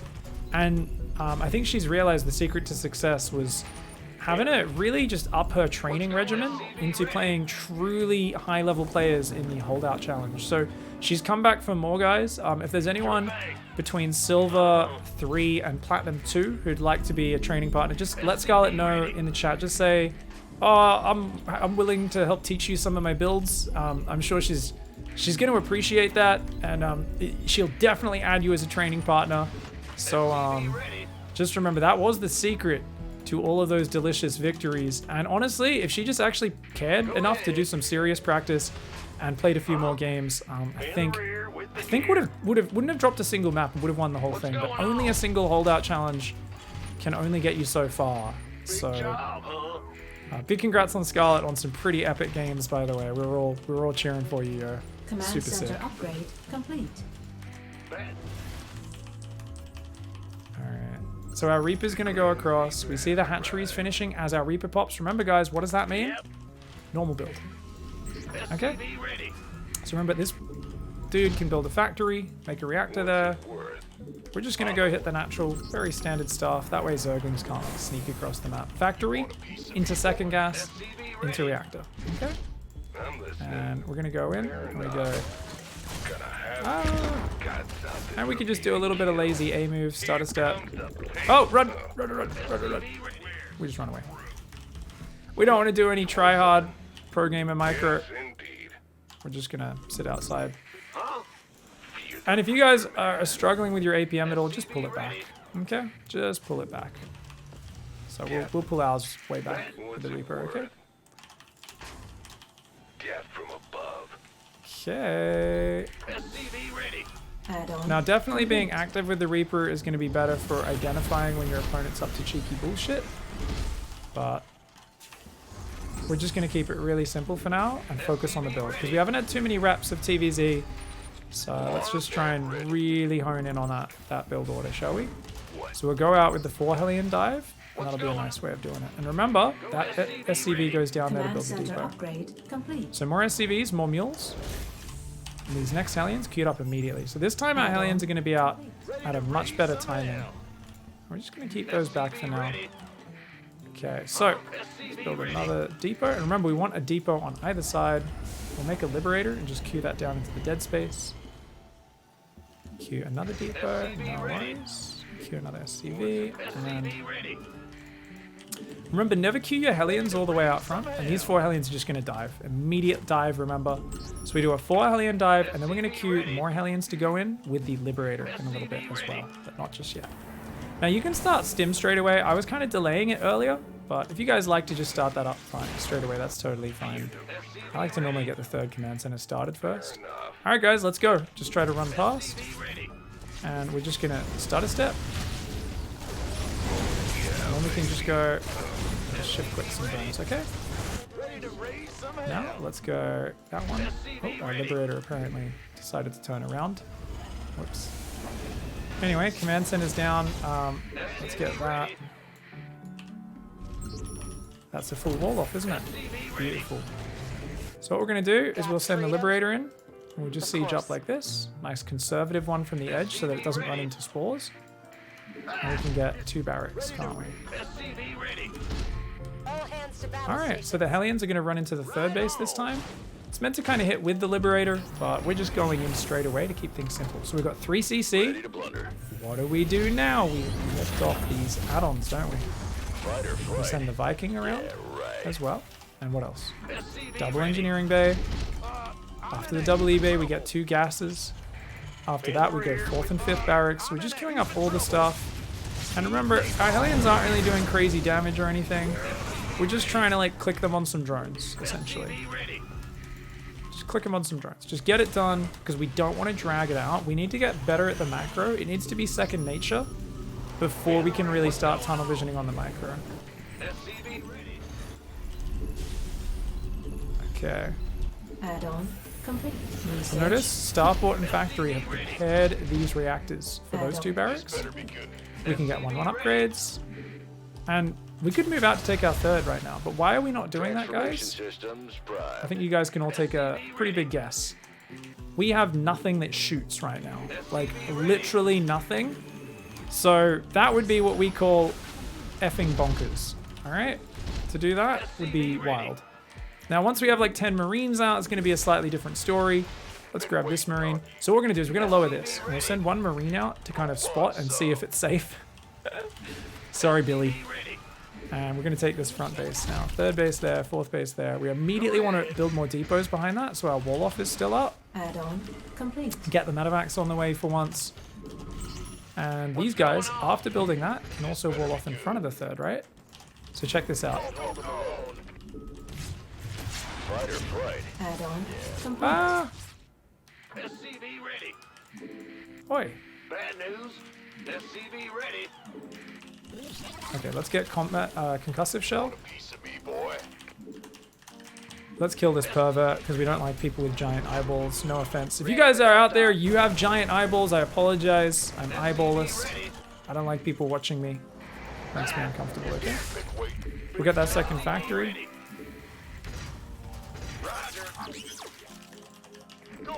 SCV ready. And notice we're really shy on minerals, right? even though I'm... Research So complete. we can do a supply block, a supply drop whenever we mess up and we're a bit behind on those depots because these guys had to walk so long to get over here. That's why this is the case. And now, guys, it's time for the parade to start. This better be good. So what's the parade? The parade push is where you just march forward. Oops, dump that. And you just start doing it. So what are we doing? Widow mines, marines behind it, 2-2 behind it. Those are all things that we're going to be doing, okay? So I want to start these up before we start the push. Okay, now we can start the push, okay? So notice we're just kind of spreading the units out. And look, there's some enemy. So we're going to stim, scan, try and clear the creep. That's our goal here. Run back to the widow mines. We can try to just lure them in. And looks like our opponent's actually going to clean this up. So well done. Let's get a tech lab. Keep building depots. Never stop. We'll open an opening there. We can start a fourth command center. We can get armor. This better be good. And awesome. I keep forgetting to build medevacs, guys. So we bring some more reinforcements forward. So I've queued up a lot of medevacs now because I messed that up so many times. And you got to look at this and say, okay, cool, let's get these gases now. Just because we are kind of at that stage where all the stuff is happening. Now we're transferring out of the main. Why? Because we're kind of just waiting to get more stuff right now. And also right now we're a bit blind. We could die to run-bys. So what are we going to do, guys? We're going to put some run-bys, run-by spotters out on the map. That's what these guys are, okay? So I just dumped those widow mines and told them to burrow out of the map, okay? We can also go 3 more barracks for tech labs. Drilling claws should be on the way. And more stuff as well. Cool. So now we can just keep moving forward and basically going, okay. Let's just keep pushing these widow mines forward and just try not to control the whole army. That is the trick here, okay, guys?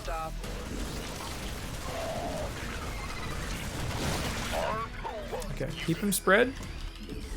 Widow mines, medevacs. Look away. I know it takes discipline, but if there's a fight on the minimap, you see a big blob, all you do is select your army, press stim, don't press anything, okay? Takes discipline, but you do that and you're a much better player for it.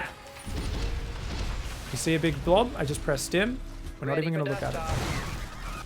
Hard to resist, but there we go. And then we can start 3-3, and this puts a lot of passive pressure on our opponents. Let's bring some medevacs up here, by the way.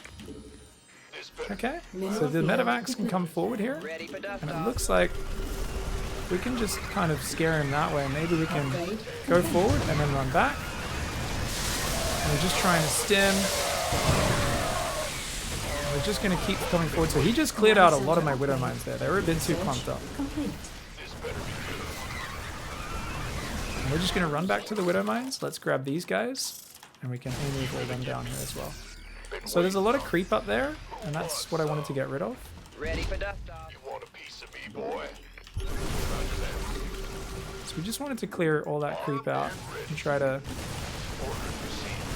deal with this. You can see my opponents only got 1-1 while I have 2-2. And these widow mines everywhere are really nice. So we're just trying to clear creep.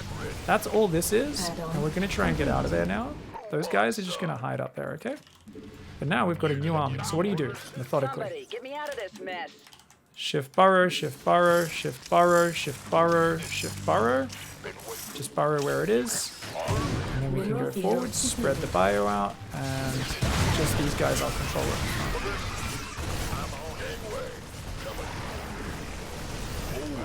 Keep producing Marauders. A lot more Marauders in the mix now. Why are there more Marauders in the mix? Can anyone guess?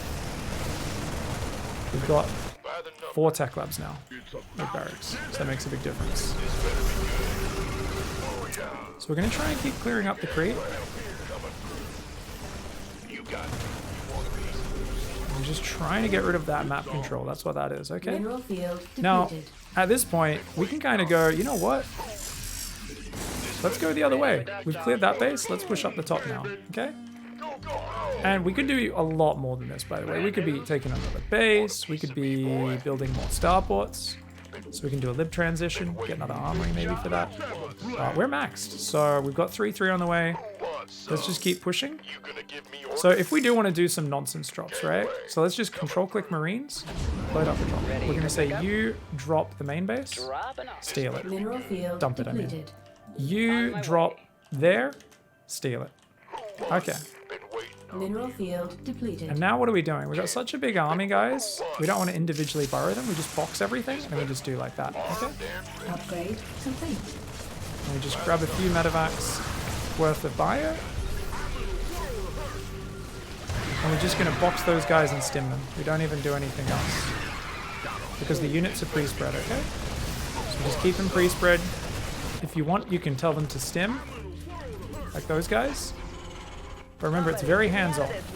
Like these guys, okay, move away from this board. Just move in the middle.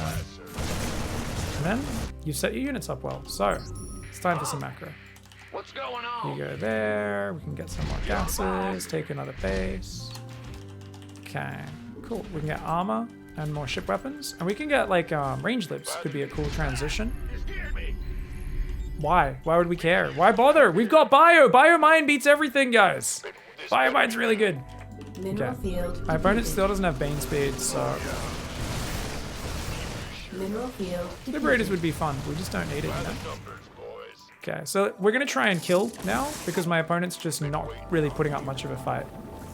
So we're just going to move these Widow Mines forward. Oh. Oh my god. So we have a lot of Widow Mines, so I think we're okay. Widow Mines aren't great versus Ultras, but they're also not terrible. And you do want to stutter step. With bio, you want to ball it up against just pure Ultra and stutter step it. So notice I spread it first because there was Banelings and other units to worry about. But at this point, we can just sacrifice this blob of guys, essentially.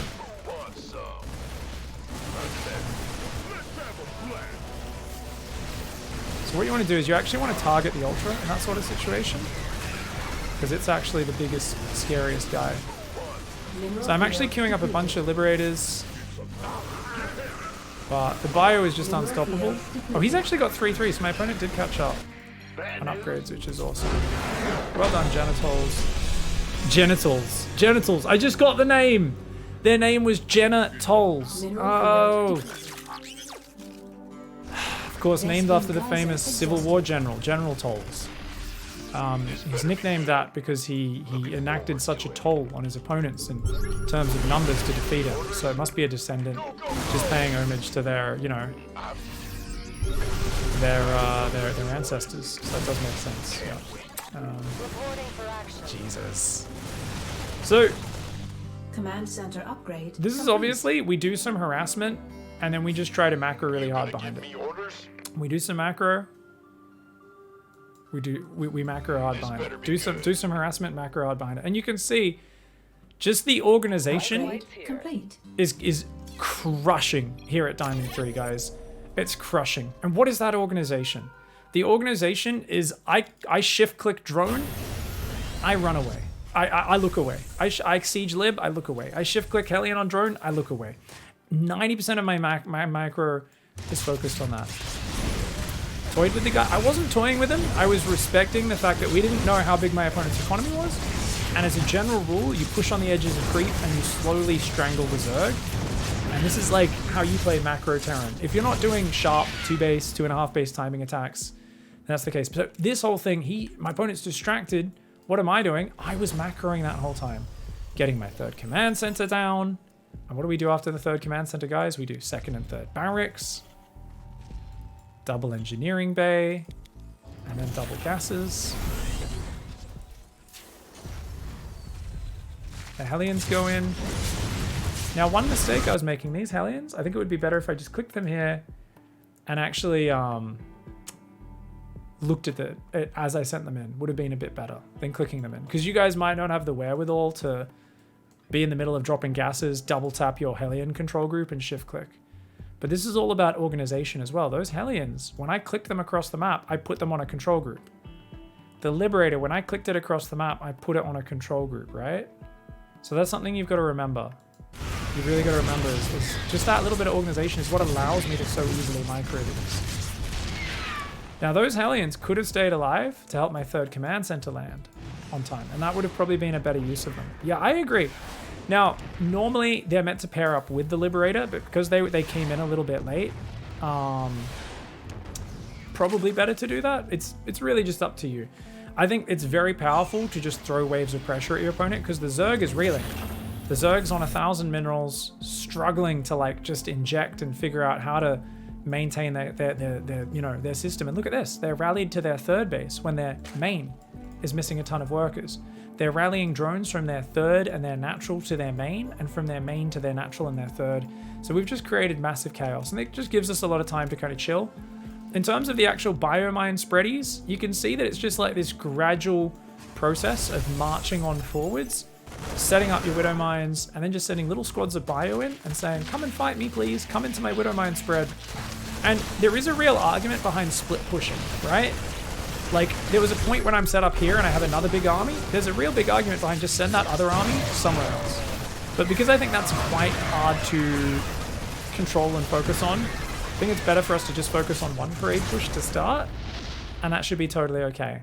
And we can see that our opponent here is kind of under the gun a little bit, right? And in the midst of this, we kind of go, hey, I can drop a fourth base down on location. Isn't that nice? And you guys know I'm a big fan of that, drop the fourth on location. If you guys don't like it, just drop it here, somewhere where it's more defended by your rally, and you should be okay. And we just kept going. There was a big gap in my medevac production, so I need to remember to keep doing that, guys. And yeah. You notice at this point, I was worried because I was expanding to a fourth and I'd given my opponent a bit of time. So I put Widow Mines. What's their job? Their job is to spot if my opponent tries to push through the north with a lot of units. I just want to see it coming. That's all. That's the only job of these guys. That's the only job. That was an accidental super sick Zergling spread from my opponent. Well done. And then we just kind of go, okay, we've let out, you know, our foot off the trigger a bit. Off the steam, off the accelerator. Let's keep moving forward here, man. Come on. So I was very focused on the macro, getting the barracks and stuff. But once I have these 3 barracks with tech labs, that turning into a planetary, 3-3 started, I have almost nothing to look at home. Like, there is so few gains to be made once I start 3-3. And even in this stage, I could have been way more aggressive. I could have said, don't even start 2-2. Don't even bother with these barracks. Just keep moving these units forward, keep baiting my opponent into bad fights over and over and over. And that could have worked out amazingly. Let's look at the units lost tab. You can see already, this has netted me a 2-to-1 cost efficiency. Yeah.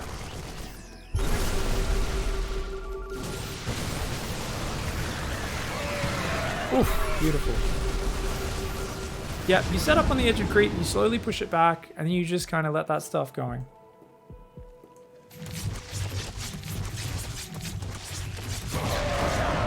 That's what happened to those drops. I was wondering what happened up there.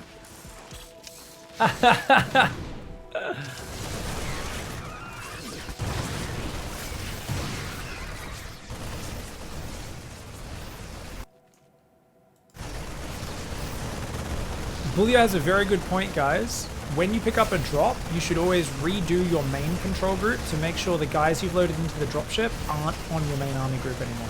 Yeah. Why are you doing so many tech labs versus Zerg? Because Marauders are the kings of the late game. Or early late game, late mid game, whatever you want to call it. Basically, the more Marauders you get, you create a wall of death for the Zerg. Because Lings and Banes take forever to kill Marauders. Banelings are terrible versus them. So Marauders are tanky, and you back them up with Widow Mines. So you have the Marines still providing the firepower, but now you have a good number of Marauders mixed through as you go on. And suddenly you have this tankiness, and the Lings and Banes naturally clump around the Marauders and take massive mine hits. So, yeah. If you keep building Marines, well, number one, Marines suck versus Ultras, and they're not that great at killing Lurkers either, but they're also very fragile and vulnerable to Banelings. So, whilst on your first 4 barracks, you go 4 reactors, 1 tech lab. The next 3 are always tech labs in every matchup. Your IQ is going to go 3 inches to the northwest. Oh my lord. Santa Claus, I hope you're okay. Accidentally breathing fumes in the lab today, apparently. Oh, damn. And you can see the way we just keep setting up off Crete and baiting the Zerg into fighting us and slowly closing out their territory. Make the Zerg feel desperate to the point where they have to make a play. And this is how we TVZ. This is how we TVT, guys. Matchups with really strong defenders advantage. We say, make a play, buddy. You gotta fight me. All right, I think we're 1 game away, guys. 50 solo wins with Terran. Thought Slayer. Oh no, guys, we're playing Thought Slayer. Uh-oh. My natural predator, Thought Slayer. Uh-oh. Pig, is it me, or is Terran harder to get to GM? Zerg looked a bit easier for me. Terran's a much more mechanical race.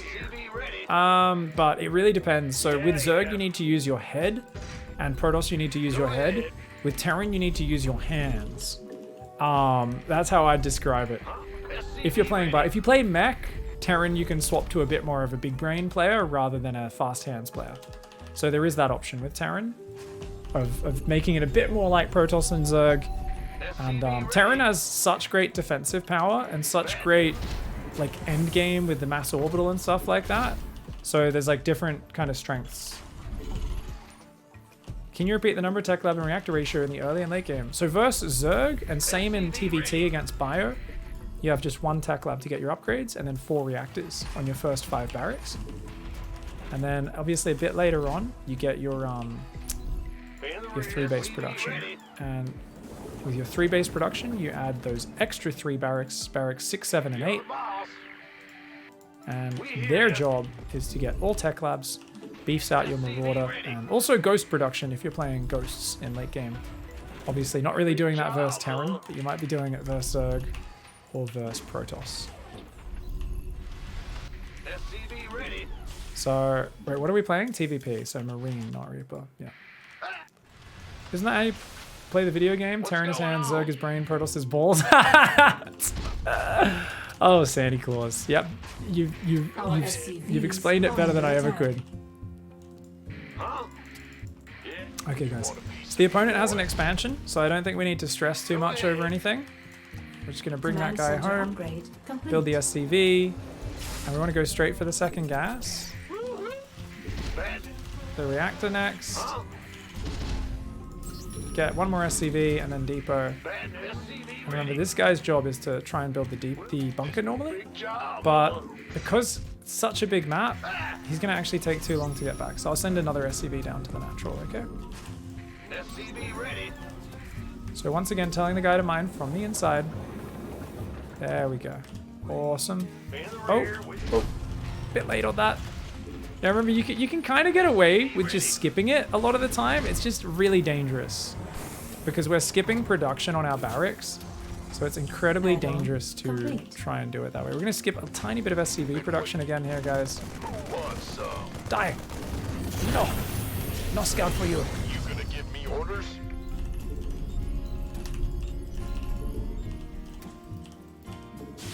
Okay. Man, I feel like we missed so much SCV production this game. I don't know why. Anyway. Talk to me, boss. We're gonna get the second? I don't know. Are we missing? We've got to have an SCV following another SCV somewhere that I don't know about. I don't know. I don't know how I'm so low on minerals, guys. There's got to be something I missed. I don't know what I've... Command center upgrade. Something is wrong with the build. I don't know what... This is throwing me off, man. Oh my god. We'll see. Anyways.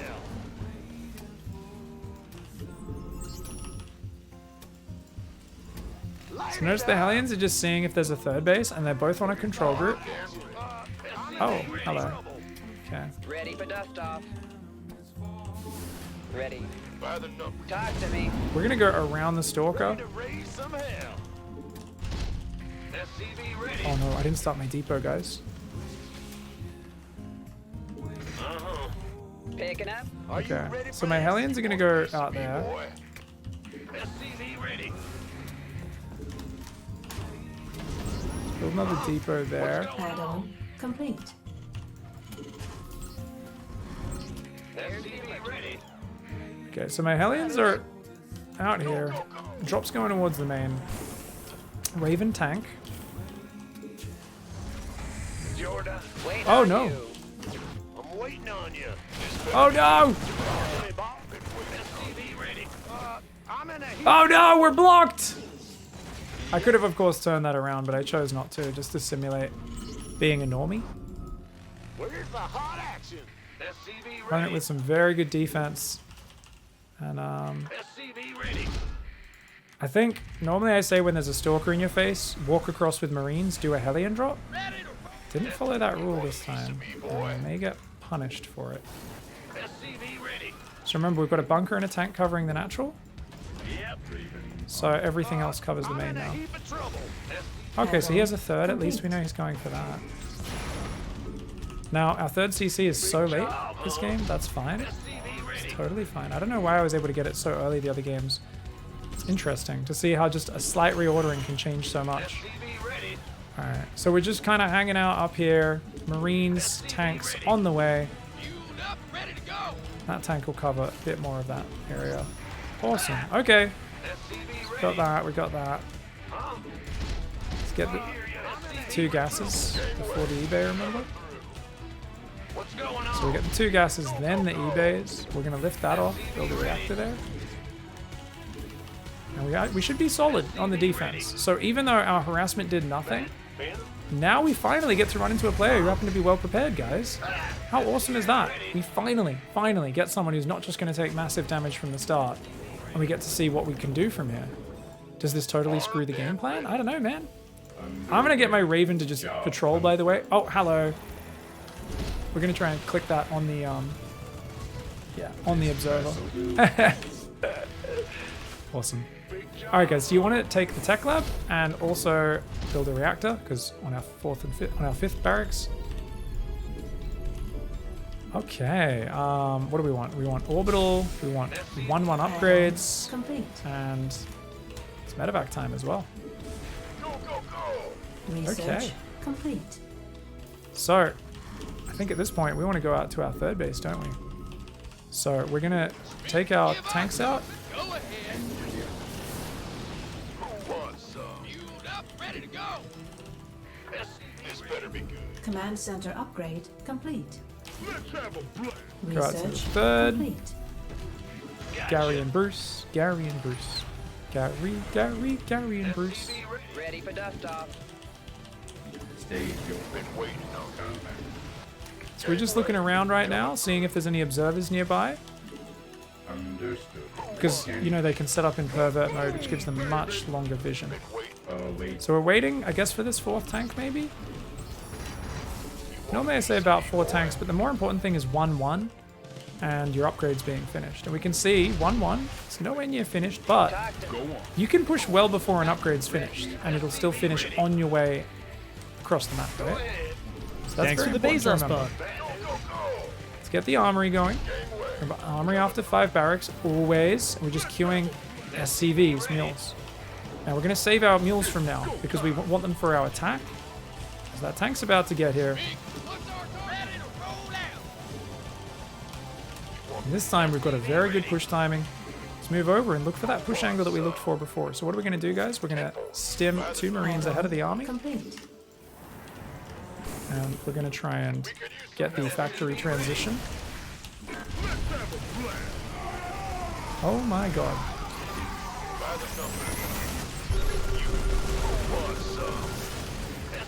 Upgrade complete. Ready for dust off. So do we still attack into that? The answer is probably no, but also kind of maybe. And guys, we are going to change our composition. So what we're going to do is we're going to send 1 drop out the right side. And we're actually not going to go for the big factory transition. Do you know why? In the rear with the gear. Some. Well, Because it ain't going to do shit versus someone who is just massing basic units. So what's more important for us right now is to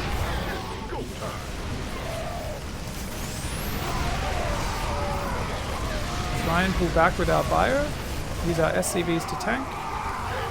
Okay, we've won the fight, so get the SCVs off that one. And notice how our opponent right now, they're trying to mass expand like crazy. So what we need to do is get our upgrades. Okay, so these guys are going to run away, and then these guys are going to go out that way, okay? Everything else is turtle. Why are we turtling? Because our opponent is a psychopath who has an insane amount of zealots. So we need to get upgrades. Actually, we'll try and take that base up the top left, I think.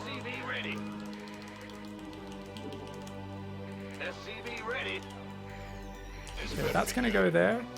And then this army can go here. And we're hoping my opponent doesn't have observers. We've got 2-2. Mixture, one more reactor, but mostly tech labs. So notice these guys are going in. That's the distraction, right? And those guys will go in. It's coming in again.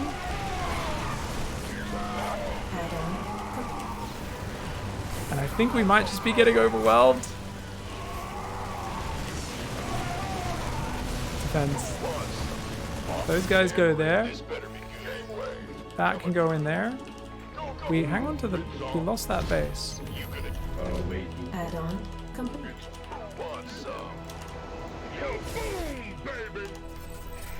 We could use some help here.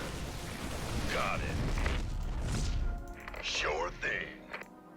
So we're going to run these guys away. So our opponent has done a super mass zealot style, which is very powerful. We're going to focus on mostly marines from here.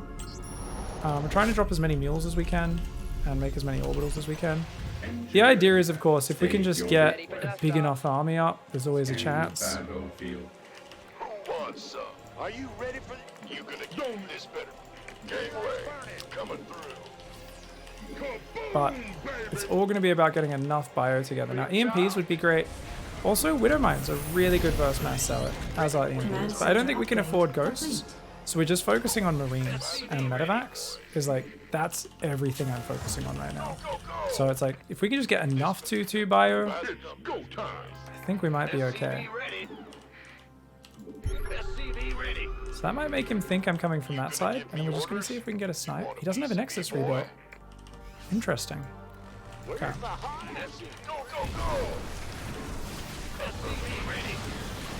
So we just did an anti-armor missile. Upgrade. He can't break through here. Ready for dust. Want a piece of me, boy? And this Hellion just ran in and forced a big warp in there. So let's see if we can sneak by into the natural with these guys. And get +3 attack. Gateway coming. Our SCVs are under attack. Get heavy. Let's go for the tech. If we can get the upgrades, that'll be huge. Notice he's trying to get gas. Ready for dust off.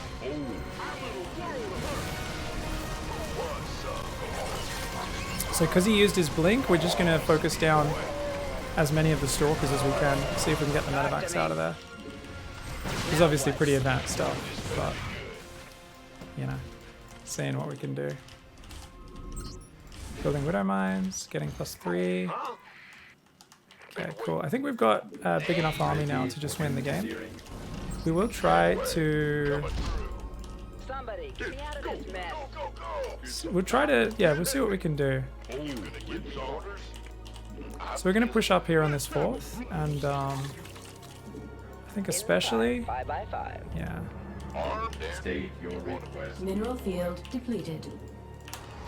This better be good. Who wants some? Just with 2-2 upgrades. I don't know what my opponent's upgrades are at all, to be honest, but... Put some guys on gas. By the And what are we going to do, guys? We're going to run on in here.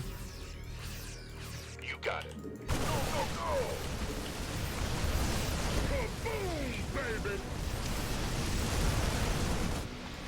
think he's gonna base trade. Yeah. Base is under attack. Yep. Mineral field depleted. You gonna armed and this been waiting on you. Scanning.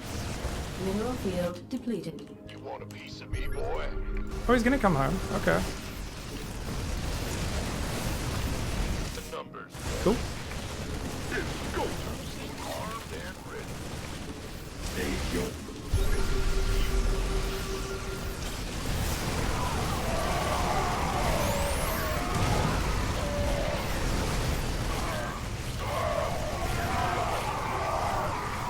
Bit of stutter step is always nice. It's better be good. and Yeah. your disposition. He has 3-3, but you see what a ball of Marines does to just gateway units. Got it.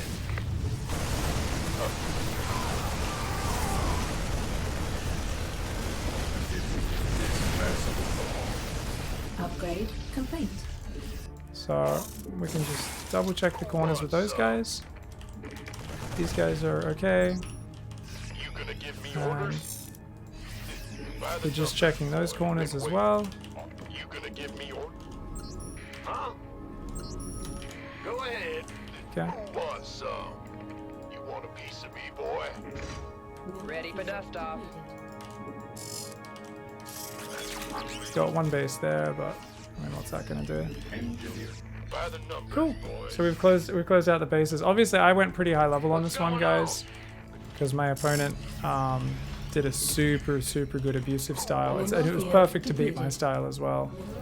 Just mass zealot, mass expand, because tanks are really bad versus it. And I really didn't want to swap away from the tanks, but Been waiting. if we did that earlier, we would have had a Ready much for dust easier off. time of it. Scanning. Who wants some? State. Awaiting order. By the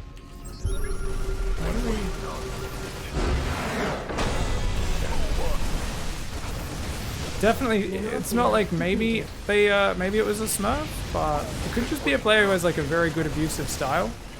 We don't really know. Let's check the APM tab real quick. Doesn't tell us too much because Diamond 3, but yeah, 184, pretty damn good APM. They played a really good game, so you can see the way they started. Very nice. Nice play. And the Stalker, yeah, so he was perfectly positioned. 3 Stalkers on the natural, 2 Stalkers on the natural, 3 there, sorry. And this is why the Reaper version can be argued to be a little stronger than this, because with the Reaper version of the opening, you can bounce these out. It's just this is a bit safer because your factory's up so fast, you get the bunker. So this is a more solid opening, but the Reaper opening is better for bouncing units out of the wall. Because there was a Stalker at the front of my base, that means that when this hit, this player had 6 Stalkers out at 4 minutes 29, which is insanely tight. So super tight opening, super tight macro. Very impressive.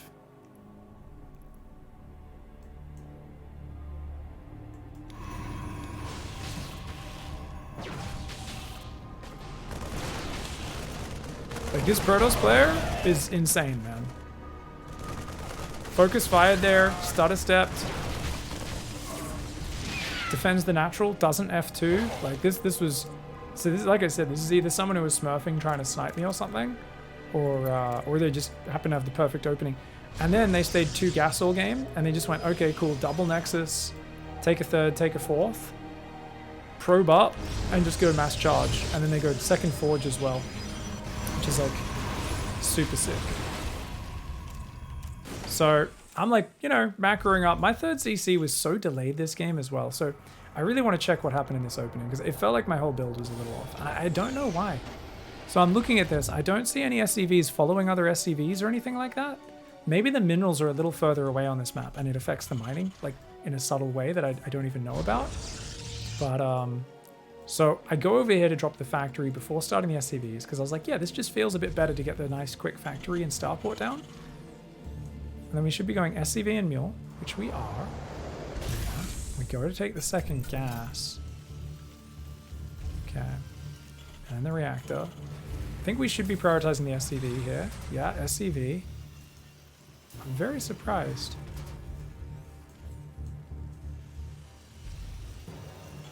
I'm not sure why the build order felt so late this game, guys. I don't know. I'm checking. I'm like, is there a basic thing I overlooked? I don't know why the build felt a bit janky. But I just didn't have any minerals this game. I guess it's just because I actually got the starport so fast for once. Whereas the other games, I was probably delaying it just slightly without realizing. Yeah. I mean, we do send an extra SCV down to build the bunker. And then we're just struggling to have enough money here to actually build stuff. So definitely felt like things were a little tight this game. I think there's an argument behind delaying the factory and the starport to just keep building SCVs. Don't cut SCV production at all. Probably is a slightly smoother version, because I've actually failed to hit the 4-minute 20 pro gamer timing that they do. And I think it's just not possible if you SCV scout. I think if you skip the SCV scout, you can get away with it. But with the SCV scout, you're just 10 seconds later. You're hitting at 4 minutes 30 rather than 4 minutes 20. So this makes sense. Let's adjust this in the notes. Make sure we put that down. Is this TVP, TVP, TVP? 430, yeah. It's 430 that we're going to hit with that, which is still fine. So fair enough, fair enough. It's just I had a few too many gaps in my SCV production this game, so I'm not very happy with all these SCV production gaps.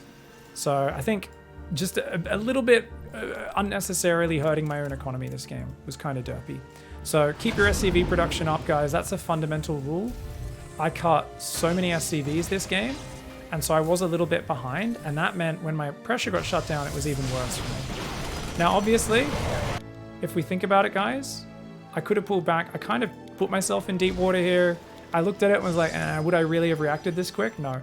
So that's why your screen should always be looking at it as it drives into the base, because you're looking at this as it goes in, telling it to unload, whether you unload in the corner secretly or you just unload as you move in, and then you're boxing the Marines and moving them forward, and you're clicking the aliens into the mineral line at the same time.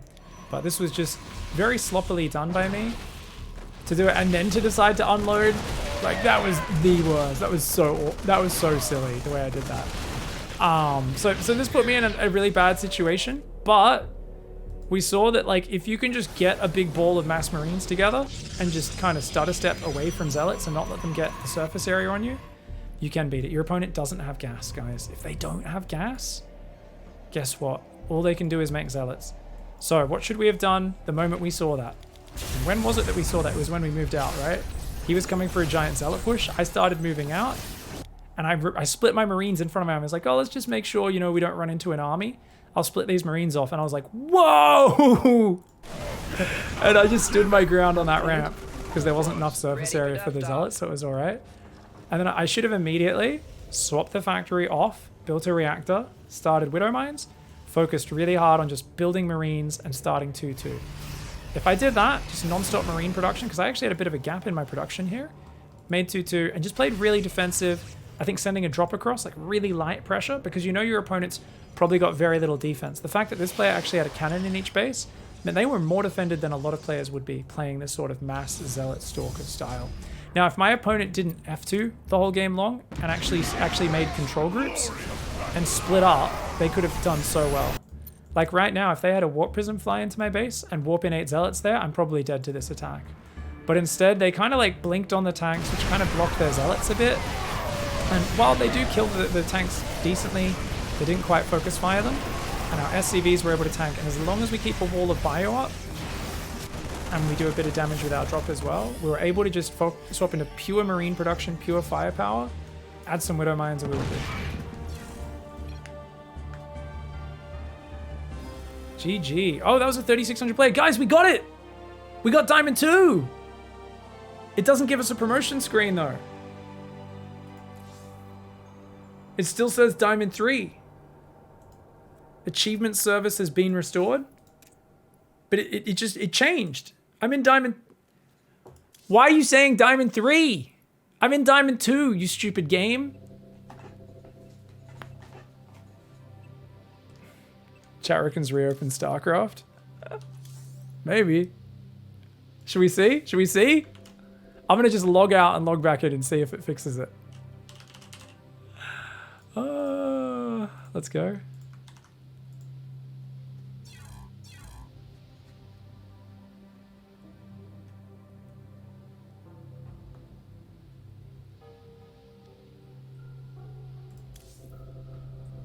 Game, why are you lying to me?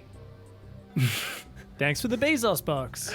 It's okay, guys. We are in Diamond 2 MMR now at 35-33, and that will sum up our show. Thank you very much, everyone, for the love. We finally got there. That game was a bit more epic than we had hoped, but it was a good way to close out. We got a lot of Protoss in the end after no Protoss at the start of Diamond 3. Hope you guys enjoyed everything. I hope it taught you guys some stuff, and we'll keep on kind of getting through it in the next section in Diamond 2. Catch you in the next one. Goodbye and good night.